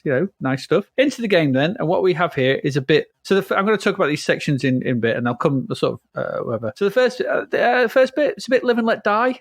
Yeah, that boat race bit. Yeah, which it's not what I was expecting at all. I was like, oh, okay, there was army trucks and stuff, but suddenly you've got to steer your motorised dinghy down a river and land at one of the 3 jetties that appear as you progress. So the play area of this takes up about half the screen. It's got the river and landscape at the bottom and a very weird sky, very 80s blue and red sky at the top of the window. It's like the Tony Scott filter has been applied to the sky. Feels like you're sort of going in at nighttime or sort of early dusk, whatever. It's a nice attempt to do something a bit different, rather than just sort of floating blue. But it's really weird, and clouds float across. There's some nice bits and bobs. At the bottom, you've got the UI. This shows the timer on a watch, which is weird because it doesn't start counting down until level 2. It's got your stamina and score and the lives left, of which you start with 3. There's also a space and indicator for your ammo, and when you collect that as well. And there's a pack as well, which I didn't quite understand because I found instructions for this, but they were dead hard to read, and they didn't really explain a lot. They tell you what each bit does, but they don't really explain a lot of what you've actually got to do. So controls, pressing forward gets us going. Now, that is important to remember whenever you crash in this and you blow up. Press forward gets you going straight away. Just remember that. The controls are simple enough, left and right to steer. That's it, really. There's no speed up that I could find, or slow down. It's kind of like that Eliminator in a way. As you progress, you'll see various things on the river, both good and bad. You can pick up ammo supplies. Everything looks the same, though, so it's a bit hard sometimes to sort of pass what is good and what is bad. So you can pick up ammo supplies and health, which will recharge your stamina a small amount. There are also rocks, which will bounce you up into the air quite far, and they also take a small amount of your stamina away. And there are sort of what look like leaves or sort of grass as well poking up, and that bounces you a little small amount. There are also mines, which blow you up and cost a large section of your stamina. But once you've got some ammo, holding down the fire button allows you to shoot these with the crosshair that appears. You basically just move your crosshair over them and you instantly fire and your bullets go down or whatever. So that's quite handy. There are also planes that fly across, some from left to right and some come straight in. Some drop supplies that you can collect, while others strafe you. And if they hit you, they also blow you up and cost you a big chunk of damage as well. Once you've lost all your stamina, you lose one of your 3 lives. Should you lose all your 3 lives, it is game over. Should you manage to make it to one of the jetties, supposedly, then we're on to level 2, landfall. I'll come to a problem I had with this later. Second screen, so this is separate load. The screen layout is the same, so you've got that UI at the bottom, but the game is now a really rather decent 3D, almost first-person shooter. Not too dissimilar to the second level of Platoon, but I thought a little bit better. Pushing forward moves you through the level, like in that 3D sort of, almost like Scarabaeus in a way, that sort of Scarabaeus type speeds, and you're kind of going through the jungle.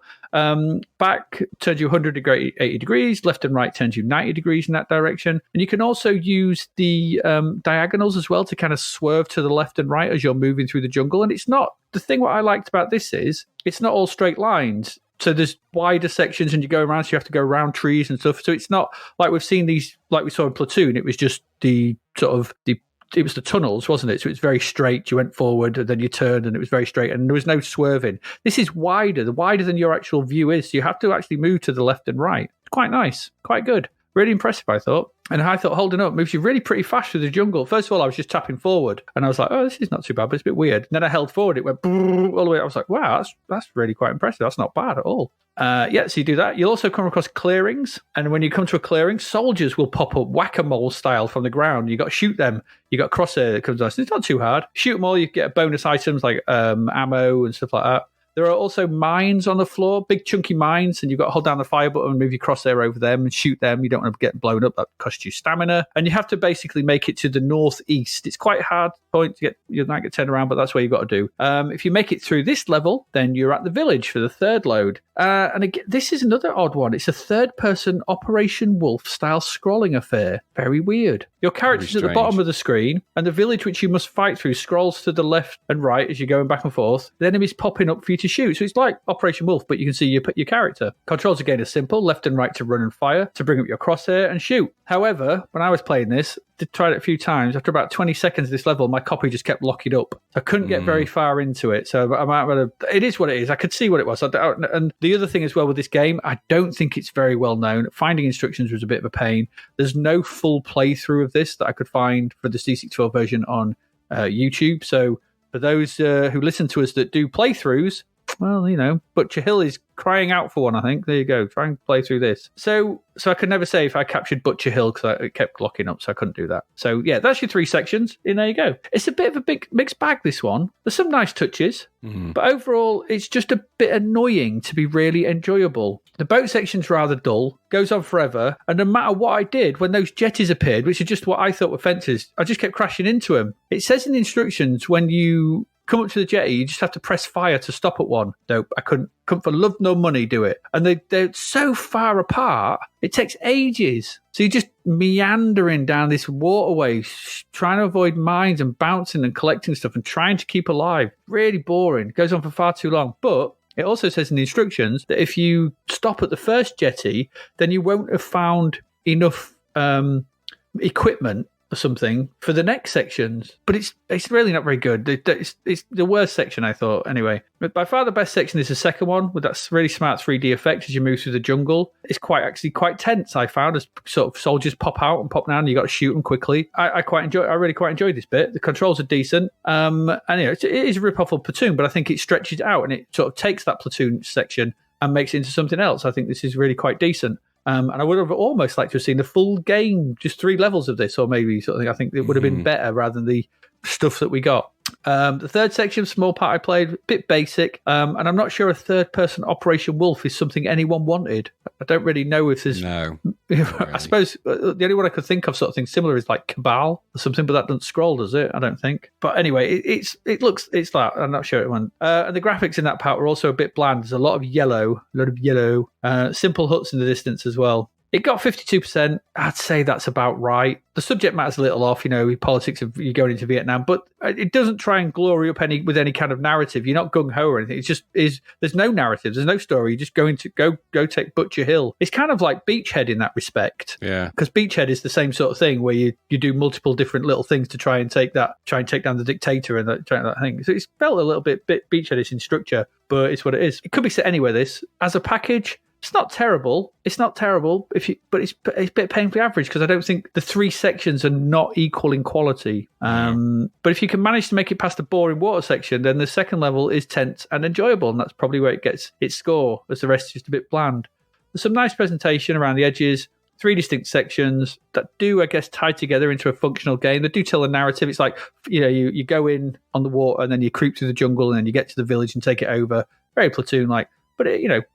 So there is that tying it all together. It's just not that exciting to play apart from that middle bit. And I think could have done with some fine tuning. And I think jettison parts 1 and 3 and making the full game from part 2. But I don't know. It is what it is. It's not terrible, but it's not brilliant either. What did you think? Pretty much bang on the same, really. It's a bit odd. I didn't like the boat chase level, really. I was getting flashbacks of the conical race from Sinji's castle. As soon as I'm in a boat and I'm trundling towards a boat waterfall or anything like that, or anything that vaguely resembles it, I start breaking out in a cold sweat.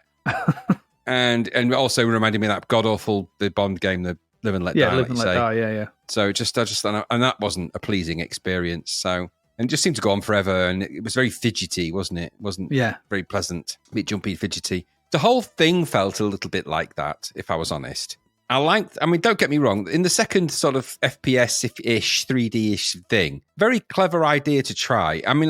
All credit to them for trying something a bit different.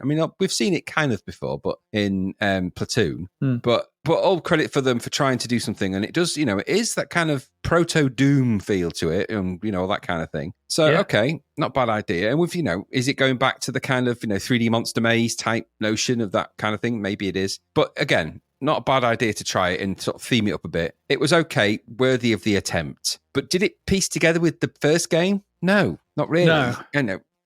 Thematically, yeah, I get it, but it didn't feel like this was a coherent journey in a game. And the final stage, even weirder, because then you're in, Operation Budget Wolf, Aldi Wolf, Operation Aldi Wolf. So it's like a, poor man's Operation Wolf. And I wasn't a big fan of Operation Wolf. So again, I felt like I had to work hard at that last level to try and enjoy it. Yeah. Because it just felt bitty and just a bit underdeveloped. Isn't that, and hasn't that classically been the problem with Gremlin games? They try and cram so much in to give you value, which isn't a bad thing, but they never finish things off properly. That's not a good thing. And then you get in sort of where they're trying new things and trying new ways of play, new modes of play. That's a good thing. But then it feels like there's no coherence between any of the things that they've given you. So that's a bad thing. So you sort of, you flip-flopping all the time between it being, you think, oh, okay, hats off for trying, but it's not very good. Oh, okay, let's play Operation Wolf. Oh, it's budget version. Let's play the boat game. Why is this even here? Why am I even doing this bit? What's it for? What's the purpose? And you realise that isn't this the problem with quite a few of the recent Gremlin games that have been multi-part games, is that they're disjointed. Most of the sort of game parts don't feel like they're part of a more coherent whole, which is something that Platoon didn't have a problem with. So the music I found was okay, but on the warbly side of okay, lots of arpeggiated warble going on here. But it's better than the most recent Ben Daglish stuff we've had, so he's kind of a bit more back on, on the form he can be. But my main issue with the game overall was that I found some of the controls were buggy. There was bugs in there, and occasional bugs. The levels were really difficult as well. Just endless in some instances, and open pointlessly, and sometimes they're difficult because they're gone for so long. You're like, is this ever going to end? Now I'm getting bored, and that's never a good thing. You're defeated by boredom before you're defeated by the enemies. It needed to gel more, like I said, to hold it together. It just felt like 3 games interlinked, and as much as I like a good interlink, this isn't the way I would have perhaps done it. It doesn't feel coherent enough. And also, this is a bugbear of mine since Green Beret. We've kind of decided on the military typeface. We've decided on it. Since Green Beret and Commando, we know what military typeface looks like. Don't put weird outlined bubble fonts onto a military game. It doesn't work. No one wanted it. No one likes it. It's rubbish. Don't do it. Don't ever do that again. Don't do it. Military typefaces, if you need an example, just go and look at Green Beret, perfectly good, or Rambo, or Commando, or anything else that has the kind of standard military typeface for a game. They all do it. Don't try and break from that because it doesn't work. It just makes it look stupid and like ice cream. So, no. So don't try and do that either. That's just, just to tell it off. That's a typeface category 1 cock up. The rest of the game, 52%? It's bang on, isn't it? It's not offensive or bad, but none of the games are that great. They're all kind of 50%. So, I didn't hate it, but neither did I enjoy it. So, yeah, there we go. Butcher Hill. Ricky. There we go. Where's my sandwich? Let's move along. Then into our next one. We've still got 3 games to get through this week.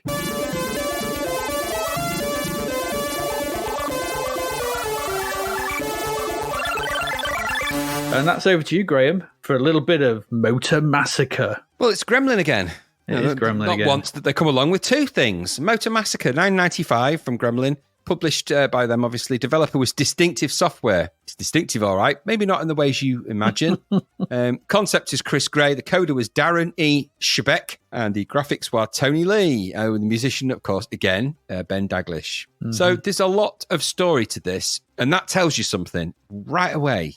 I'll give you this the top down lowdown of the first bit, because I'm not going to go into the full-blown crazy description. The Holocaust has come, laying to waste cities, continents, and civilization. Out of the devastation emerges a breed of survivors, merciless in their greed for simple possessions. Now, I'm just going to pause for a moment. Have they been watching Mad Max? I think they might have been. Just saying. Out of the devastation emerges a breed of survivors, merciless in their greed for simple possessions, yes. Barbaric in their thirst for power and dominance. And gasoline. No, shh. Shut up. Not gasoline. To live even a day is hell. To achieve fame and wealth is deadly. Why those things? Why is fame deadly? Don't know. Anyway, you must fight your way to the Demon Dome and then compete in the most horrifying carnival of motor destruction ever conceived, forcing your opponents into the endless chasms of darkness, for you emerge supreme gladiator. Supreme, that is, until the next round of Motor Massacre. You don't get a lot about what this game actually is from that. It sounds quite intriguing. There's a little bit of Mad Max, a little bit of Mad Max in there, a bit more Mad Max for good measure.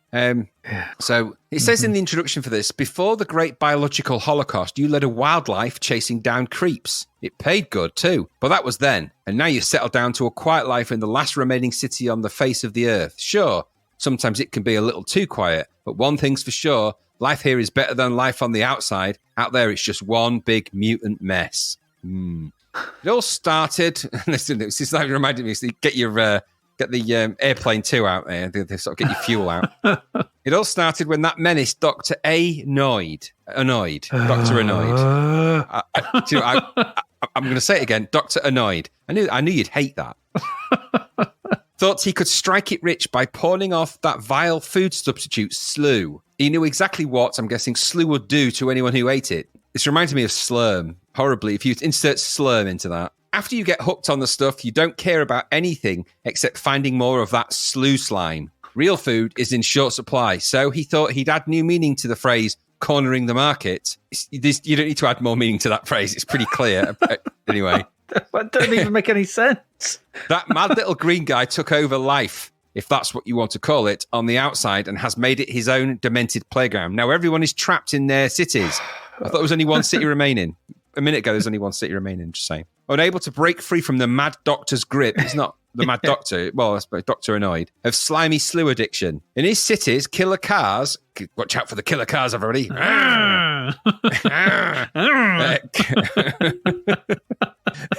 Killer cars cruise the streets, just looking for a guy like you to smash to bits. I'm going to smash your boy. Unless the cars aren't sentient. No, they're not. In the abandoned buildings, strung-out zombie mutants roam the halls, searching for a healthy victim to contaminate. The only way out of this freak show is to smash your way through its demolition derby fight to the death. Why should you even care what happens to that schizoid doctor? Your city is the last one untouched by that wacko, and life's okay. Even if it can be a little dull, life isn't okay. You've just said it's a mutant mess outside and everyone's addicted to some kind of chemical drink. Well, word is out that a nice price has just been put on Dr. Noid's head and you could just use the dough. Besides, by whom? It's just your line of work. Who's put the price on his head? Don't ask complicated questions. It comes time to break out the tools of your trade, your leather jacket, cool shades, ammo-packed pistol, and your tools? ATV. That's wardrobe. They're the tools of his trade. What's his trade? That's the question. I don't know. He's got his ammo-packed pistol. I think that's what he calls it. Should we just leave it there? And your ATV. What's your trade? I'm a stunt double for Knight Rider. Exactly. So he's got his armoured tactical vehicle, his ATV. This ain't no ordinary ATV either. It's equipped with a high-powered gun. That would be an armoured vehicle then. So it is exactly what you said it is. And a built-in ram car. There's no explanation of what that is, and I don't want to know.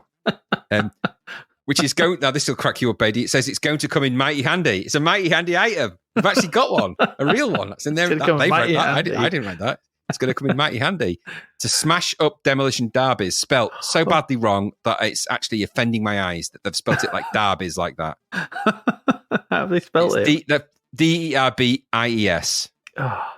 Anyway, so crank that baby up and shift into high, okay? You're on a road to destruction and there's no turning back. You're not, though. Are you ready to leave the safety of the last uncontaminated city in search for a demented mad doctor guided by an army of ruthless mutants? You better believe it. Had I? Better believe what? Ask me a question.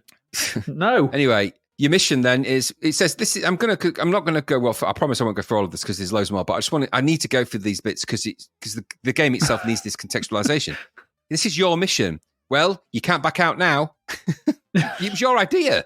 You're trapped inside the first city you come to, and it doesn't look pretty. Dr. Annoyed has set up an elaborate ring of protection around himself. You got to fight your way through 3 cities to reach the head honcho himself. This isn't going to be your run-of-the-mill bounty hunting job. Survival is the name of the game in this world, and the odds are stacked against you. Your charm and wit won't get you through this one, so you better make sure you find the supplies to get you through this alive.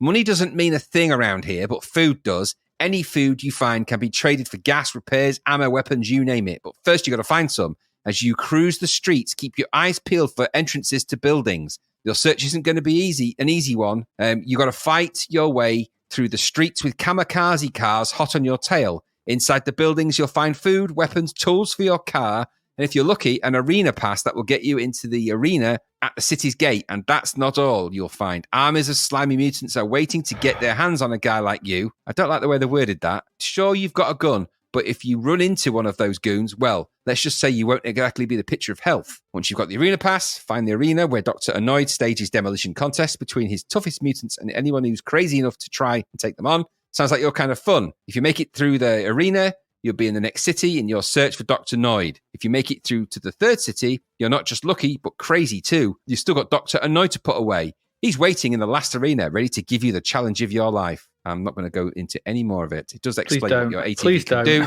and what a ram car is. But it's just written in, and there's a whole bunch of, there's even more. There's entire dialogue around the streets, what happens in the streets, what goes on in the buildings. It's all very elaborate and all completely pointless. Yep. Pointless. All of it. So fundamentally, this is a game set in a futuristic city under the grip of a killer drug with criminals rampaging everywhere. That sounds a bit like RoboCop to me. RoboCop 2 as well. A little bit RoboCop-y that. So it's Mad Max meets RoboCop. And in terms of games, this is Mad Max with a soupçon of Last V8 about it. If you think of it along that sort of Mad Max meets Last V8 meets that kind of thing, you're in the right sort of territory-ish. And so another day goes by, of course, and it's yet another top-down driving game controlled, as always these things are, with up-down for forward accelerate and back for reverse, of course, left-right rotational controls. What I love is the good rotational control in game from a top-down view of a car. Nothing thrills me more, I tell you. And I suppose you could argue things start with a decent enough title screen, okay? Some thumpy, dramatic music, yes. And then you press fire, and you're on the quest to get the dreaded Dr. Annoyed. All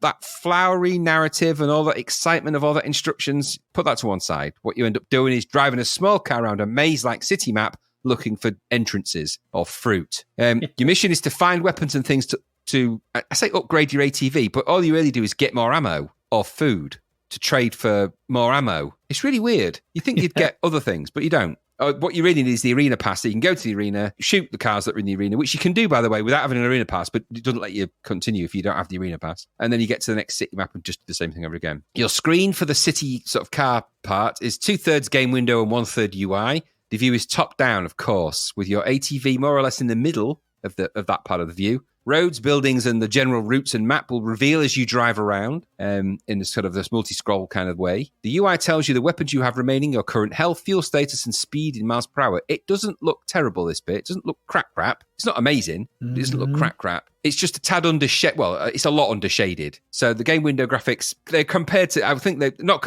as good as something like Fifth Gear was. That had quite nice sort of graphic detail. This is more like that other rubbish one we played last time. So similar in view to that stunt car. Stunt car simulator type idea. But it's a little bit bigger, a bit more controllable maybe than the last V8 as well. So there's a last V8-ness about it, but it isn't as manic and stupid as that and so difficult. As you speed up, you'll start to explore the map and roads using the joystick, as I said, to control your ATV. Enemies will sometimes cross your path, though I have to say I found this game was pretty empty on the whole. I don't know if you found that. And when you do meet people, you can just blast them. There are hazards on the road, mines, oil slicks that affect your controls, and bumping into things will reduce your health or your energy or vehicle health. Top speed here doesn't feel uncontrollable, I suppose, which is a plus. So once you start going to the high speed, it's not that fast. So it's just kind of like, fast. It's not fast. It's so it's not quite fast.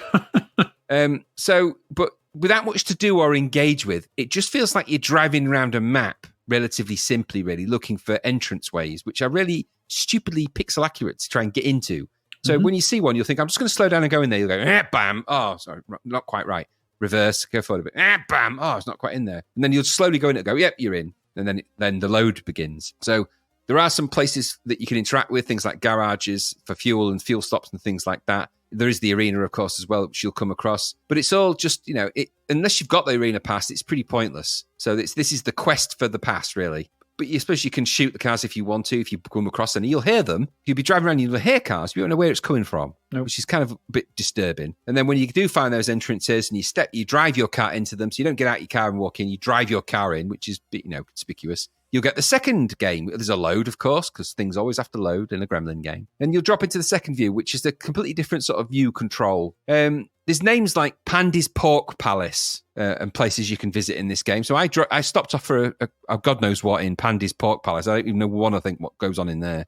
And a separate load later, you go into the building. The view is much more like a maze, only now you control a single colour man sprite. The top third is again the game window with odd colour choices for the walls and such. And a word of advice, don't immediately use the exit by pressing left or you'll suffer the horrific load-reload problem and that'll anger you like it angered me.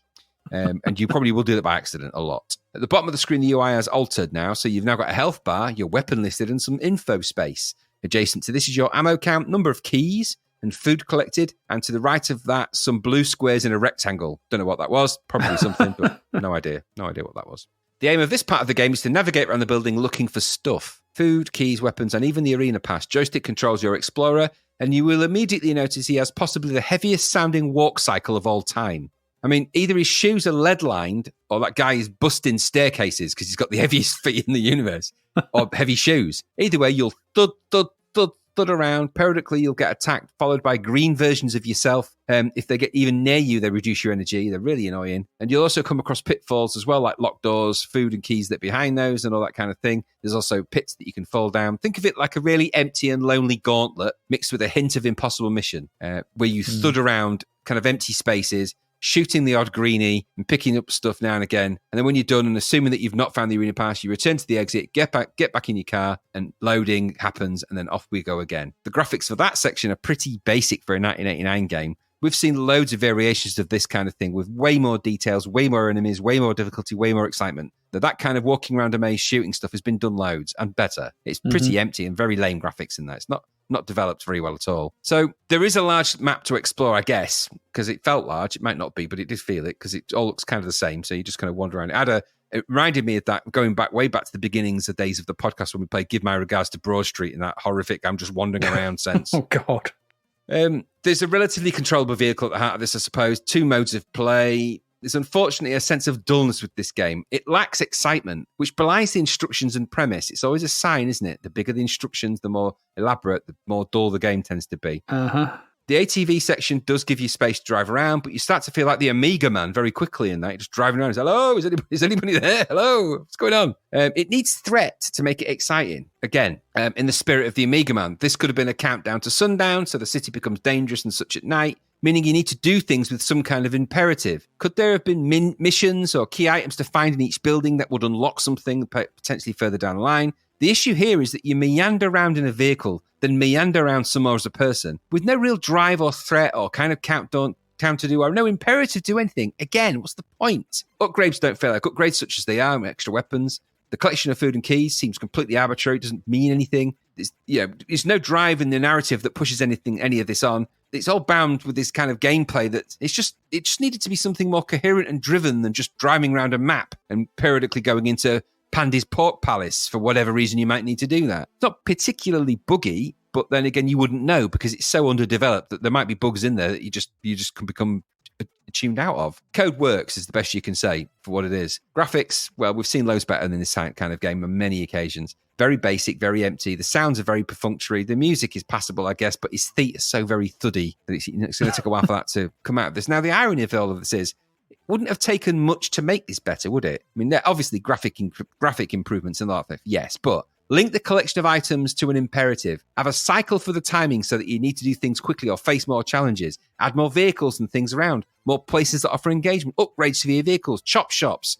Places where you can go and trade things. Different tyres, different things on your car. Doesn't need to make a big difference. But if you're going into a demolition derby, the ability to add things to that vehicle that you're in would have been a key reason to go searching for things in the map. That would have made it more interesting to do other than just wander around looking for food and periodically falling down holes. By the way, you get 1 life, as far as I was aware. So once your energy's out, you're done. So it needed some of that. Like I said, NPCs even for some interaction so they could drive the narrative on this. There's got to be other people around him that you could have interacted with. Just even if it's just a picture and some dialogue of, you need to be going to the Pandy's Palace because they've got a carburetor, that kind of thing. A few well-placed graphic stills, just some kind of feeling of imminent doom or overarching dystopia that storyline indicated was in there. Add those things, which I don't think would have cost much in terms of development. That's not overly difficult development to do. That's just thinking about the game you're making, which is the big problem here, isn't it? Because this is a Gremlin game, and they don't think of those things. They just need to make the cash. So all of those things I've said would have elevated this from more than just meandering around a map in either a car or not in a car. And giving that kind of, giving it that limited amount of time to finish the missions and everything else, critical items and things like that, well, it would have just made it all the more interesting to try and get to that point when you're going to take down the super evil doctor, Anal, whatever his name was, going into his arena when you've got a souped up car and you've spent all the game building up that car. But it didn't do any of that, did it? So because it didn't have any of that, 28% is what it got in Zapped. I think that's probably generous. I didn't like it. Do you like it? No. God, no. I mean, this was also released as Road Raiders or Road Raider in the US by Mindscape. And you might wish I have a look at that on Lemon because the cover for it, if you thought the other cover was Mad Max-ish, you should have a look. It's ridiculous. But no, I didn't like this. I really didn't like this at all. Just bring back the last V8. All is forgiven. I mean, it's a Chris Gray game, isn't it? And Chris Gray games suffer from not knowing how to do on-foot sections. Look at Infiltrator. Yep. The latter sections of those sort of thing, which seemed tacked on at the end of after all that schmaltzy 3D with the flying and stuff like that, and then you get little stick memory. It's the same thing.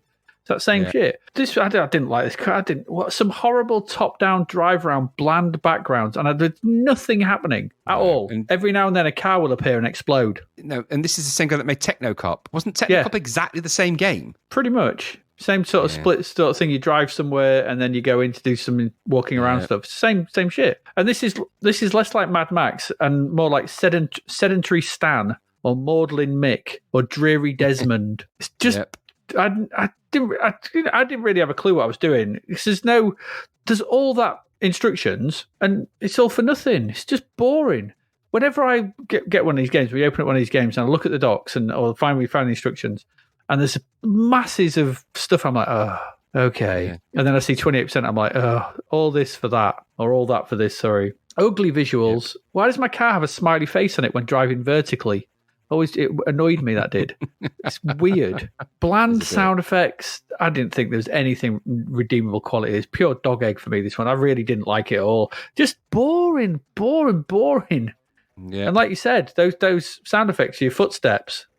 It's like the sounds of echoing through nothing. They're just echoing because there's nothing in this game. Nothing. No, I mean, isn't this kind of a paraphrased Parallax as well? A little bit, flying around. I mean, Parallax, you're flying around, landing, but it's missing all those things because Parallax did have a few of those little things and those little imperatives. Make a game. Do make a game a bit more interesting. This is Knight Rider again. Yeah, we need another one of them. That's the same thing, isn't it? Drive somewhere, do something on foot. Drive somewhere, do something. It's like what we said about Technocop. Technocop was Knight Rider. Yeah, it ain't good. Infiltrator, fly somewhere, do something on foot.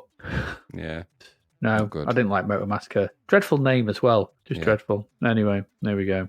Enough said about that. 28%. Yeah, probably about right. Didn't like it. Let's move along. Still got 2 games to get through.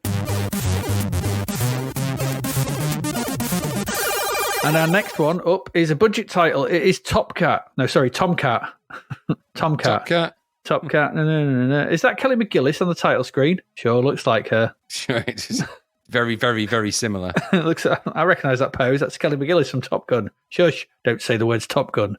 We don't like that. Shh, not loud. Not loud. Anyway, we're in budget shooter territory here, and it's from Players, so set expectations accordingly. So yeah, after the interesting loading screen, clearly inspired by...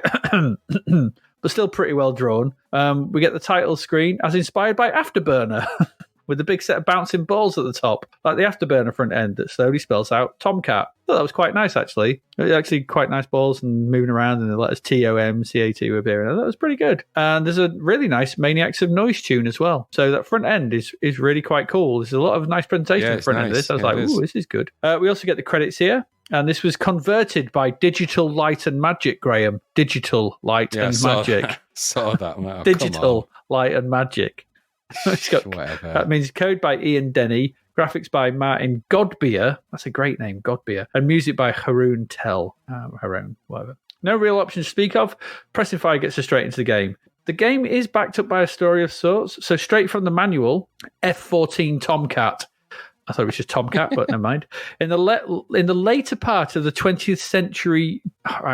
I'm going to try and read this. In the later part of the 20th century, Grumman's F-14 Tomcat represented the U.S. Navy's most potent fighter. There's no punctuation in that sentence anywhere. There's only one apostrophe and it annoys me. F-14 Tomcat from Players places you in the cockpit of a specially adapted version of this devastating aircraft. Ooh. The mission. In the first half of the 21st century, we're in the 20th, it became possible. Hang on a minute. It became possible through advances in material technology to construct permanent artificial islands very cheaply. I love that line. Very cheap. We just knock them out. Islands everywhere. Cheap as chips. Give me 10 of them.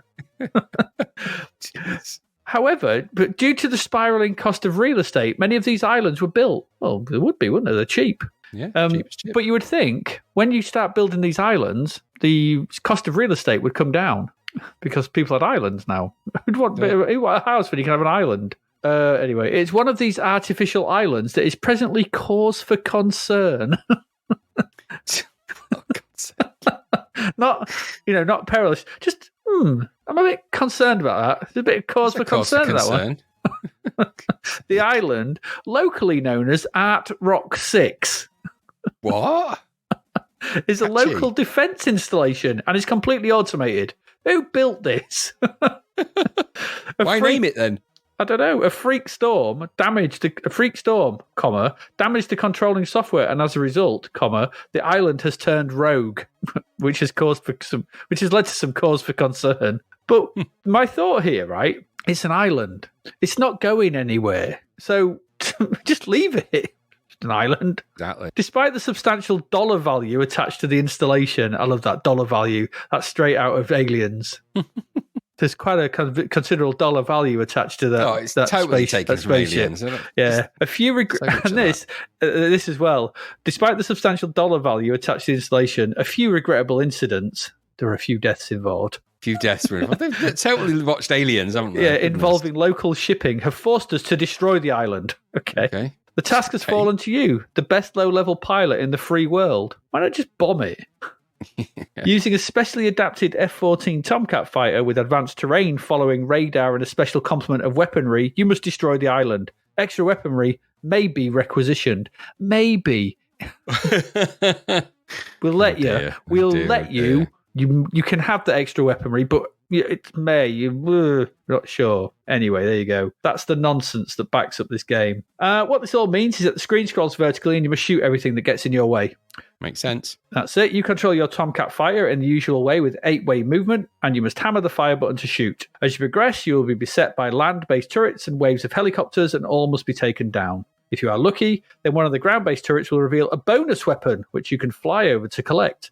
Now, these come in two categories. Category 1 has standard front machine gun, which is what you start with, dual machine gun, or triple shot with front and diagonal shots. Category 2 has dual front missiles, side machine guns, and finally a back machine gun. You can have one of these active from from both categories at any time.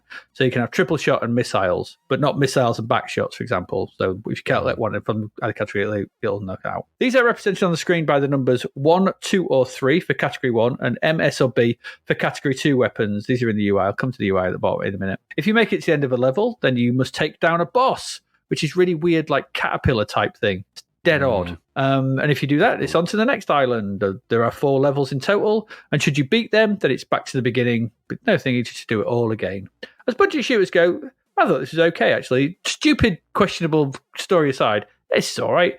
The UI is nicely done, located in the top and bottom border, which is always good to see, with your score at the top, and which weapon you currently have active shown at the bottom with a series of icons. Bit redundant, really, as you don't get to choose one, and it's obvious which one is active as you're shooting it all the time. Yes, that's true. I'm like, which one have I got? Have I got the front missiles? Yes, that's because I'm shooting front missiles and diagonal shots. But yeah, it is what it is. But, just they've used the borders for it, so that's quite cool. And there's also your number of lives, which gets 6, I think. There are 6 lives represented by your Tomcats, basically, across the top next to your score. So it looks cool. It does look good. There are some issues, though. The visuals are very grey. It's a very grey game. They've really gone to town with the grey. They've looked at the colour palette of the C64 and gone, it's not enough shades of grey. We need more. Yeah, there is some colour in there. But there is, but it's very grey. The landscape you travel over is very grey for a lot of it. A lot of grey. And this wouldn't be an issue if you and the flying enemies and the bullets were not also grey. That's the problem. But they are. So it's quite easy to lose bullets and enemies against the background at times, I found. Some more contrast would have been helpful here. Black bullets, easy enough, or something, just to make them stand out. They just don't stand out very well. And they use a lot of sort of grey and white for the enemies and for you. I get it. You're a plane. Fair enough. But the same with the turrets. They're also predominantly grey, fire a lot. It's very easy to lose lives to bullets that are, again, lost against the background. That was one of my main complaints about this. Furthermore, as well, I did think, you're too big and too slow. The F-14 Tomcat is supposed to be low-level, really fast, nimble, agile fighter. You are massive, and you move around like a tugboat. So yeah, but because you're twice the size of everything, and this is slow. So that, coupled with the greyness of everything, makes staying alive quite tricky. As you say, there are some other bits, but I'll come to that bit. Then we have the power-ups, which are completely randomised where they appear, and sometimes you won't even get any. I went through level 1 at one point and didn't get a single power-up, not anything. So it can happen that just nothing happens, which can be annoying because it's quite hard, this game. When you do get them, death removes them all from you. So that's always annoying. So with the greyness, the oversized Tomcat, like a play speed, keeping hold of power-ups is near impossible because you'll always get shot. You'll always lose your power-ups. It is what it is. Some of the background graphics are all right. There are some bits. There's some greenery every now and again, a bit of brown for some sort of, bits and bobs, but a lot of it's overlaid with grey. It is what it is. It's a bit of a shame, really. As overall, though, it's not too bad. It moves smoothly. There's no glitches. There's a slight scrolling flicker at the top. And there's quite a lot moving on screen at times when everything's firing off and you've got missiles and triple fighting if you can manage to get those. And there's bullets firing everywhere and stuff. There's a lot going on and it doesn't slow down at all. It just needed a shrinking of your fighter. A simple little thing. Shrink the fighter and give you a speed boost. And I think, and make it a little less grey, make it a little less, some more variety in the background. And this would have worked loads better. Or even just made the enemies not grey and the bullets not grey. That would have been fine. They could have left the backgrounds as they were. Helicopters don't have to be that same colour. As it is, though, and seeing as it is only £2, this was an okay blast. This was an okay budget blast. I would put somewhere in the Warhawk sort of category of budget blast. It's perfectly fine. 4 levels. You're not, it's not going to change the world, but there's a nice front end and there's a nice back end and everything like that. There's not much in the way of variety. Every level looks the same. There's no new. A minute in the first level, you'll have seen every enemy this game has because they don't change. So, could have done with a bit of variety going forward, but it is what it is. Few tweaks, this would have been really good. What did it get? It got 41%. I think that's quite harsh. For a £2 blaster, there's got some issues, like I said, but this is, 60, 70% for a budget blaster, I would say. I would agree. So I did quite enjoy this. I thought it was all right. It just frustrated me that I was like, such simple, small changes would have made this loads better. Yes, indeed. Yes. But bit of a shame, but it's okay. What did you think? Sounds like you felt the same. Yeah, totally. I mean, I remember Tomcat because I remember the music, because the music is brilliant by Maniacs. Yeah, the music's really good, yeah. Really good music. I mean, we ripped it and used it in many demos, so it's always a good sign. Yeah. But it is good music, and the presentation. There's a lot of demo code tradition in here. So the border's been knocked out. You've got a load of raster bars floating around on the high score table, and it's got hints of demo in it. Okay, that's fine when they do that. Mm-hmm. But when you get past all that, what is the game? Well, like you said, it's a half decent sort of, and I've written bottom up shooter, which sounds positively painful, but it's the bottom. It's a shooter that goes from the bottom up. Yeah, vertical scroll. That still sounds painful. Yeah, vertical scroll. That's probably far less. That's the right painful. term. That's the right term. Bottom up shooter, vertical. Yeah, it's vertical scroll. I think it's better. In that kind of almost proto Swiv tradition. Yeah. So the way that sort of the trundle scroller, and that's fine. We've seen loads of them before. Loads of games like this before. Various quality Terra games like this. Slap Fight. Yeah, Light Force, Warhawk. Exactly. Now, there's some nice demo polish in here and the great music, so that's good things. The background graphics are okay. They're quite nicely realised sprites. Not many of them, and they don't mix it up a lot. So, like you said, within 30 seconds to a minute, you've seen everything you're going to see. Okay. But they are well shaded when they're there. They are a bit blended, so it suffers from that kind of big blocks of C64 graphics hiding the bullets problem. But okay, it does have that. Your Tomcat looks a bit weird, doesn't it? It's a bit, like you said, too big, a bit too blocky, and it's the one thing that's not shaded very well. It's like a ghost plane. I get why they've done it, because from the top, when you look at an F-14 from the top down, they do look kind of like that. That's the kind of designed them to look that way, because they're meant to be difficult to spot like that. Mm-hmm. But at the same time, in a game like this, it could have just done with a little bit of, even if it was just a little bit of a shadow or something, just to give it a little bit of depth or something. Just needed something. But it didn't have it, £2. So that was a bit odd. And it moved, like you said, pretty slowly. So it feels like another quite sort of trundle, it's a trundle ploddy. You got to hammer the shoot fire button, and it is rock hard because of that. The one thing this game needed was to be a hair faster, and because it isn't that, it makes it more difficult than it probably needs to be. But all right, it's lumping and it hinders the gameplay, and you're going to see everything in the first 2 minutes. It doesn't have lots to offer, but it didn't cost you much either, did it? So I don't think it's bad for £2. I just don't think you're going to get. You might get to level 4 if a miracle occurs, because it's insanely hard. Yeah, it is. Even with all the lives. And the upgrades that are in it seem very few and far between. You don't get a lot of them in the game. They don't appear that regularly. Rare. Yeah. So really it's been designed to just give you a flavour of the graphics and, and just tease you into, you're never really going to get, maybe you'll get to the end of level 1, maybe you'll get past that snake thing. I doubt it. But if you do, you ain't going to get far to level 2. But £2 worth though, it's just, monotonous. It has the problems. It has all of those things. But it's got a good aesthetic, it's got good vibes, and it's the right price. Those aren't bad things. So it misses the kind of point of the games of these things, really, I suppose. But you're not going to get all of the things that we're saying there. That's more than £2 worth of stuff. So for £2, I would have been happy with this for £2 if I'd have got it. I wouldn't. I would have as well. For a bit, hit to kill an afternoon. I wouldn't have been crying myself to sleep having spent £10 on Motor Massacre. Give me 3 or 4 Tomcats.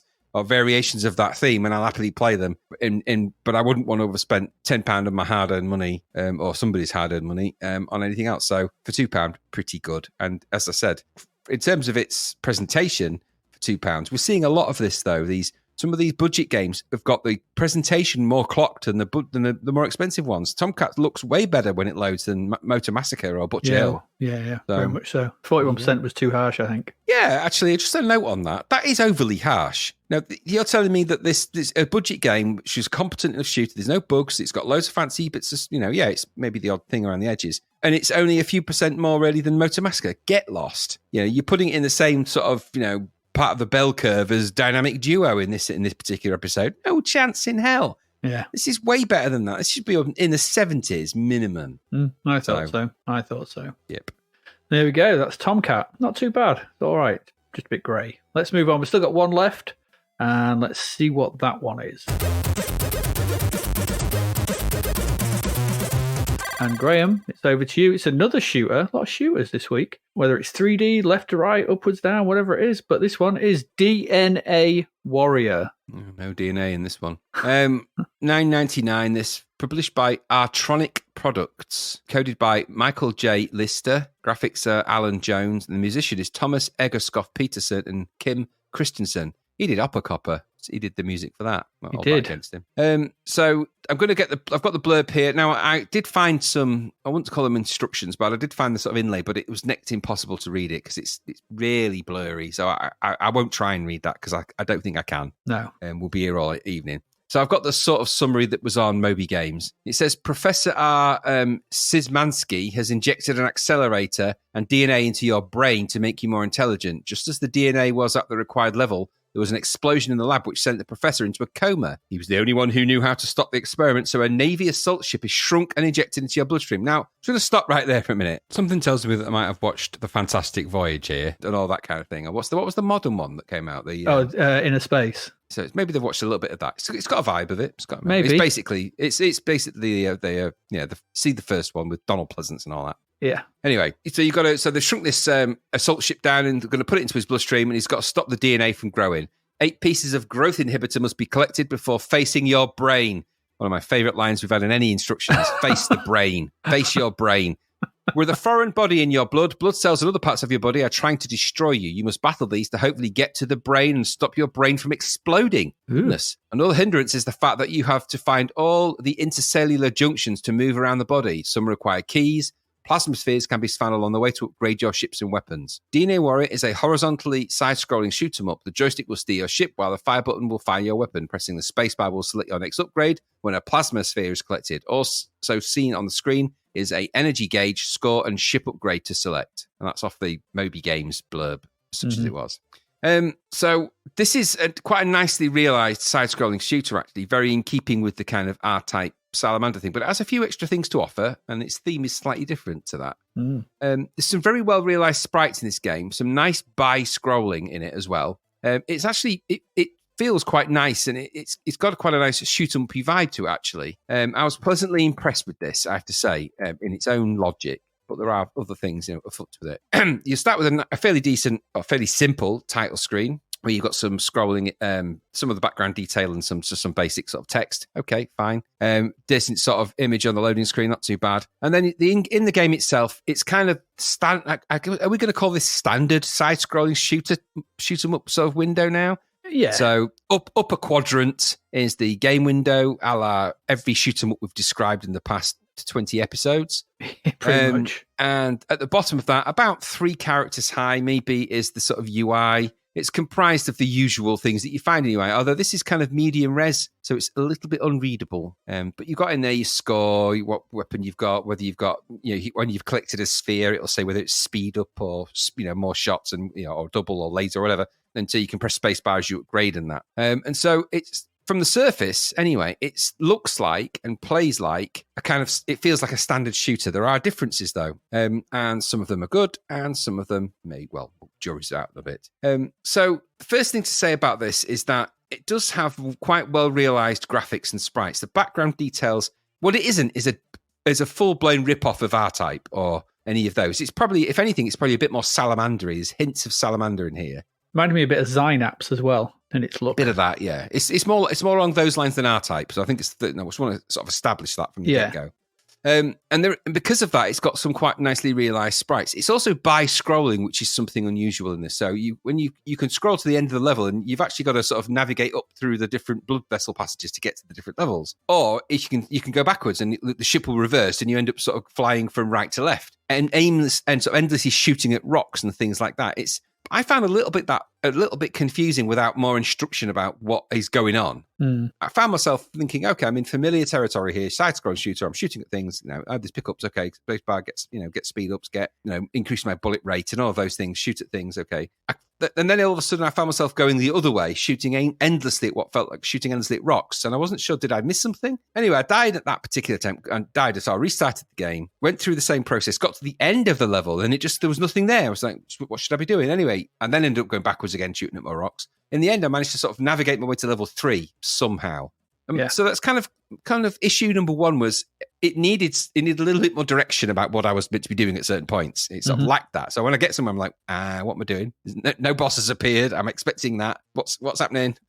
Yeah. So it was a little bit like that. So at times I felt a little bit in the dark. But what did work was all of the game. The game actually functioned well without that. So it's all of the graphics and all of the play of the game was fine up to that point. I just felt lost. I think should I have done something? Should I have picked something up? You have missed something. I miss something? Yeah. So yeah, clearly. And so, eventually you realize that there are things that you need to get and things you need to, but without that kind of initial instinctive reaction to do that, you're going to go into this thinking it's just a shoot 'em up and I've got to blast everything. And then you think, actually, it's not quite like that. A little bit more to it.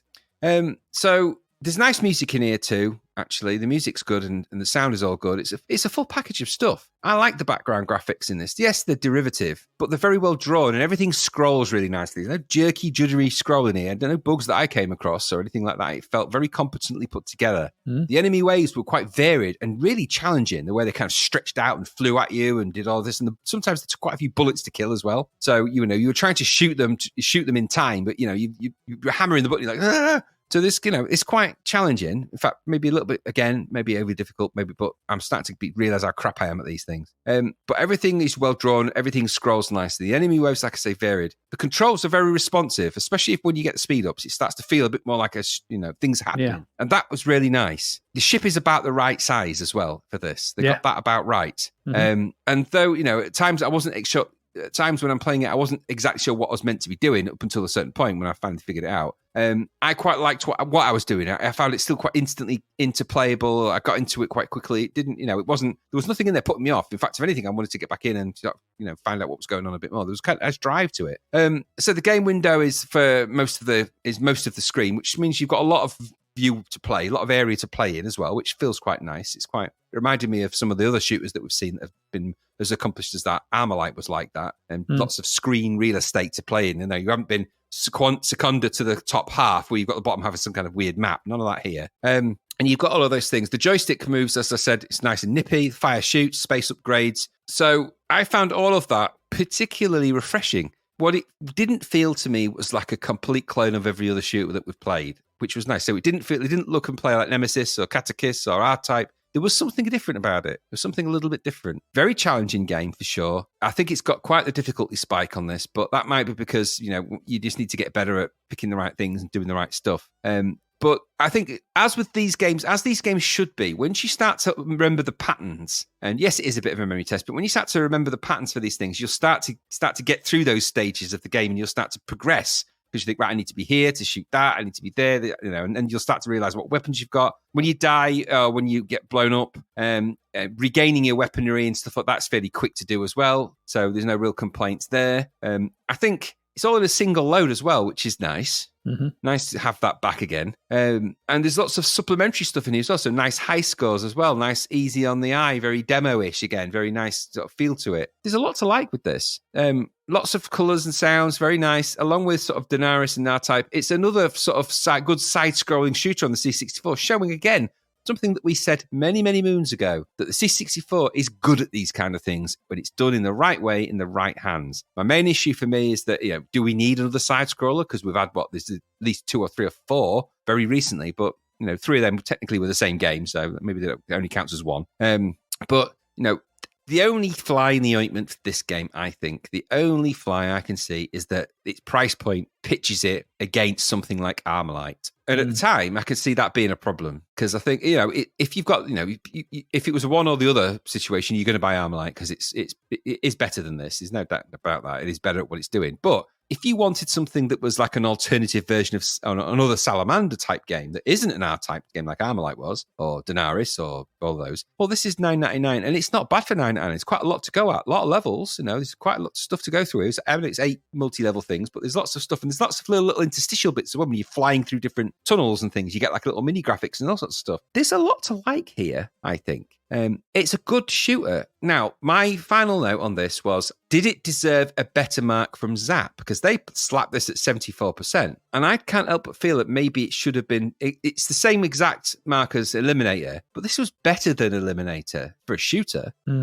So I think maybe it's more of the 85s more than the 74s. Well, that's just me, Maybe I'm just getting a bit soft in my old age with some of these shooters. But I've played so many now that I think I was almost dismissing this one out of hand initially, going, "Oh God, it's another one. Oh my God, it's another one. I can't be arsed with it." But I gave it a bit of time, and in actuality, to be fair to the people that made this, they have done a bad job with what they've done. It's different enough, even if it's not guided very well, to sort of set it apart from some of those others that we have seen. We've got, it's just another one of them. So I thought it was all right, and it's deserved perhaps a better mark. But you're the shoot-'em-up expert. What did you think? Yeah, it's an interesting shoot, this. It takes a bit of working out, like I said, what it wants from you. Once you do, offer something a bit different from most left-to-right shooters. I mean, for like you said, for one thing, you can turn around and head backwards. And indeed, you actually need to do that at certain points. But I don't know if it actually tells you that in the instructions, because I was trying to look for that, but I don't know if it actually does. And that the control to do that is a bit weird, because you have to go to one side and hold in that direction and hold down the fire button for a few seconds, don't you? And then it flips you. Yeah, then it flips. So if you want to if you're going to the right, you've got to go over to the left, hold to the left and press the fire button, and then it'll flip you. And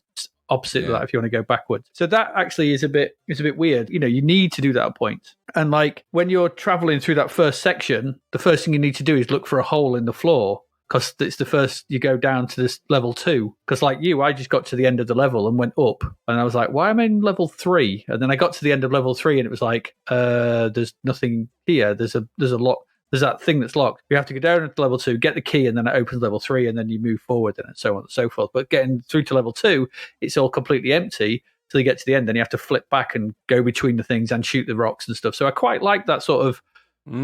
That's not it's not always shooting as well, because you're just moving through it, and then you're coming back after getting the keys when the shooting kicks in, because you've got to go through the rocks, and then you find out it's actually best not to shoot the rocks. Just dodge them, because if you shoot the rocks, they split into 2, and those bits that splinter off are indestructible. So don't shoot the rocks coming at you. I don't know if they're rocks. I thought as well that what it was, I wasn't sure, because you're in someone's body. I thought it was like you were traveling upstream, you're in the vein or something. Yeah. So it was the bloodstream or something. Blood vessels. I think. Yeah. I mean, I'm calling rocks because that's the best approximation of description. It looks like what they are. Yeah. There's something biological. I think. Because I thought you were shooting plates and platelets and white blood cells. Yeah, and stuff, definitely must be white blood cells or something like that. I think that's because the way they split it in half as well. It must be something. That's like that. what I thought. Yeah, but yeah, finding those openings in the abdominal walls, heading to different parts, finding the keys to open it in ways onwards proved quite entertaining for a while. I was quite really enjoying this. It does that thing, and I think the thing which you may have mentioned or you didn't. I don't know whether it does.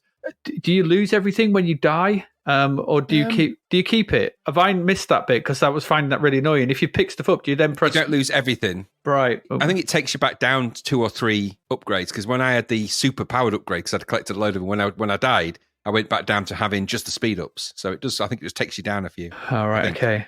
I don't know, because I only ever got 1 speed up, because I found the second speed up too speedy. It's that thing about you don't want to go too speedy because the controls go. Yeah, like so anyway, doesn't it? Darts. But yeah, so I just found that a bit annoying, and it did lose a bit of max that, because there's a lot of shooting brown plates and bubbles. Like I said, I guess it's supposed to be plateless. On the whole, though, some nice visuals. Like I said, reminded me somewhere. This ship reminds me of Zynaps. There's a bit of IO. There's a bit of, all these sort of shooters that were played are in here, which is no bad thing.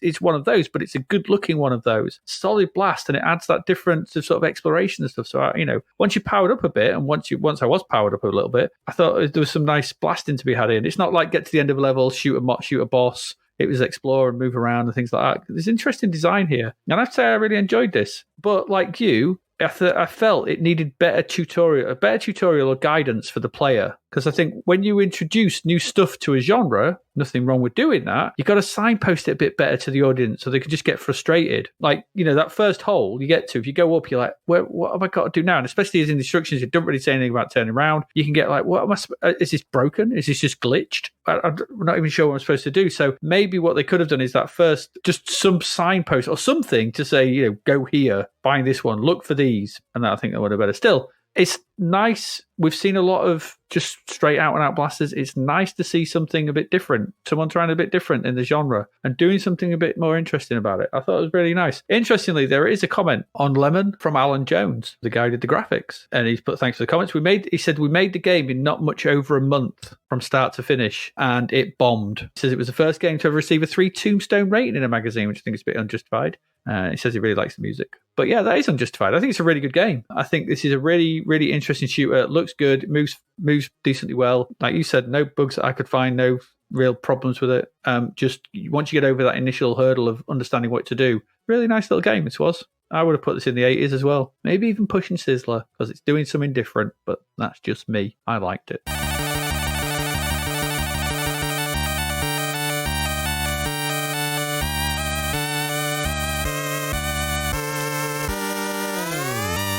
There we go. There we are. That's it. Happy days. That's your 7 games for this week. What have we looked at? This week? We looked at, what's these? Denaris. For Denaris for Catakiss, from a bloody life story. It's Catakish. Yeah. Catakish, yeah, I like that. Dynamic Duo, which is nothing of the sort. Dwarf and Duck. Let's have a drink down the Dwarf and Duck. It's a pub. It's a pub name. Yeah, it is a pub name. Yeah, the Dwarf and Duck. Eliminator, which is driving down your favourite country road on a Sunday afternoon, listening to some Chris Rea. Yeah. Because it's having an absolutely lovely day. Lovely day. Yeah. Lovely day. The old time. Butcher Hill, bit of a mishmash. Didn't really come together. Motor Massacre, which was, again, didn't really come together. No. Tomcat, decent budget blaster. And DNA Warrior, full price blaster, but offering something a bit different. It's all right. Yeah, good music. Great music in the last 2 of those as well. Really good. Yeah, really good. I would say on the whole that this week was better than last week. There's some games we actually liked this week. In there. I mean, even Denaris, we played it before. It's still very good. Let's not be around the bus. Denaris is good. Eliminator good. In its own slow way.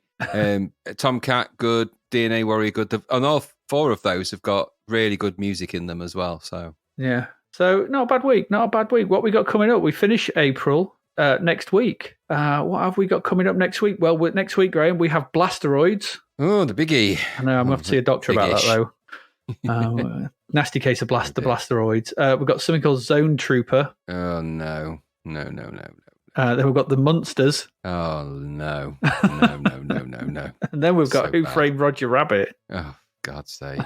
And then a nice round of mini golf. Okay. That'd be very average. Probably. Then something called Orion. And then budgety. God. And then finally, to wrap it all up, we have Grand Prix Circuit. Okay, well, another racer. Let's give it a go. You never know. It's an accolade one, so hoping that's got to set it above the usual, so let's see where they go with that. Yeah, hoping for good things. So we've got that coming next week, and that's us done for April. As ever, if you want to support the podcast, you can do that. You can still do it. The Patreon is still there. You can go to patreon.com/Zapped to the past it's not a price of beer anymore. It's nowhere near the price of a pint of beer, mostly. No, you can sort of sign up and come join us on the Discord, get the episodes early and all that kind of stuff. Or you could just chuck us a quid and just get our eternal thanks. That would be cool. Or you can buy us a coffee at kofi.com or kofi./to-the-past. Whatever it is, just put Kofi Zapped to the Past and you'll find us. You can even buy T-shirts. And I've got one, and it's very good quality, and it looks very nice. It is. It's very good quality. It's exceptionally good. Yeah, so if you want to go there, zappedtothe-past.shop and buy a T-shirt. Do so if you want. But yeah, there we go. April continues apace. Every other month after this is 2 weeks, but anyway, we've got our 3rd week next week. Have you got anything you wish to add about April so far, Graham? No, at least it's taken it's gone up a notch. You're starting to see what is interesting is a few little things. You're starting to see the gradual emergence of the maniacs of noise into the music of the games. So. Yeah. And love them or hate them. I've always liked the Maniacs of Noise myself, but they're bringing quality music to the C64 almost consistently now. There's more to come from them. Uh-huh. And we're also seeing some of the graphic teams that are still hanging in there on the C64. There's also some new blood coming in there, or newish blood, like DNA Warrior, the people that did that. few new names in there, and they're coming in with some real skills. So you're starting to see sort of, there's some of the early days of the machine, there's some of the newer coding methods and some of the newer tricks they're pulling in there. You're starting to see some of some of that is coming to fruition a little bit. So it's quite nice to see. It's just a pity that the companies that you expected to do better at this point, the Gremlins and people like that, they just don't seem to be able to bring the consistent quality to their titles, which is a great shame. But that's just what we're experiencing so far. Maybe it'll change in, as we go through a bit more. But so far, that's the tale, isn't it? It is the tale. Definitely the tale. I agree with you on the Maniacs of Noise. I mean, they're certainly taking over as the, they're getting everywhere, aren't they? They're really yes, they are. More than most. But yeah, there we go. I don't think I've got much more to add. Come back next week. We'll have your next episode. As ever, I have been Adrian Mills. And I have been Graham Raddings. And we have been enjoying a nice drive down a country road, listening to Bill Withers with our locks flowing in the wind, with the top down of our convertible, and having a very, very lovely day. And we hope to see you again next week. Goodbye. Thank you for listening to the Zapped to the Past podcast. We hope you enjoyed our deep dive into the world of Commodore 64 games, as well as the music, films and TV from around the 1980s, driven, of course, by the issue of Zapped 64 magazine published at that time. We will return with a whole new batch of games and stuff to talk about next week. Until then, if you want to listen to or download previous episodes of Zapped to the Past, and why wouldn't you, they can all be found on our website at zappedtothepast.com, as well as being available on Podbean, Apple Podcasts, Google Podcasts, Spotify, Deezer, Audible, Player FM, and, well, pretty much anywhere where we can upload them. By the way, we do always love to hear from our amazing listeners, so if you'd like to contact us about anything in the podcast or beyond, you can do so by emailing us at zappedtothepast@gmail.com. We're also active on Twitter under @ZapTother, as well as Facebook, Instagram, and most social media platforms. Just search for Zapped to the Past and you'll find us. Oh, and if you like the podcast and what we're doing, please do like, share, review, rate us. It really helps. Something, apparently. The Zapped to the Past podcast is written and produced by Adrian Mills and Graham Raddings, and recorded at Flaky Bits 2.0 Studio. All opinions expressed are those of the writers, and while we indeed love Zapped 64 magazine, the Zapped to the Past podcast is not affiliated with it in any way. Stay safe, see you next time, and remember, we play these games so you don't have to.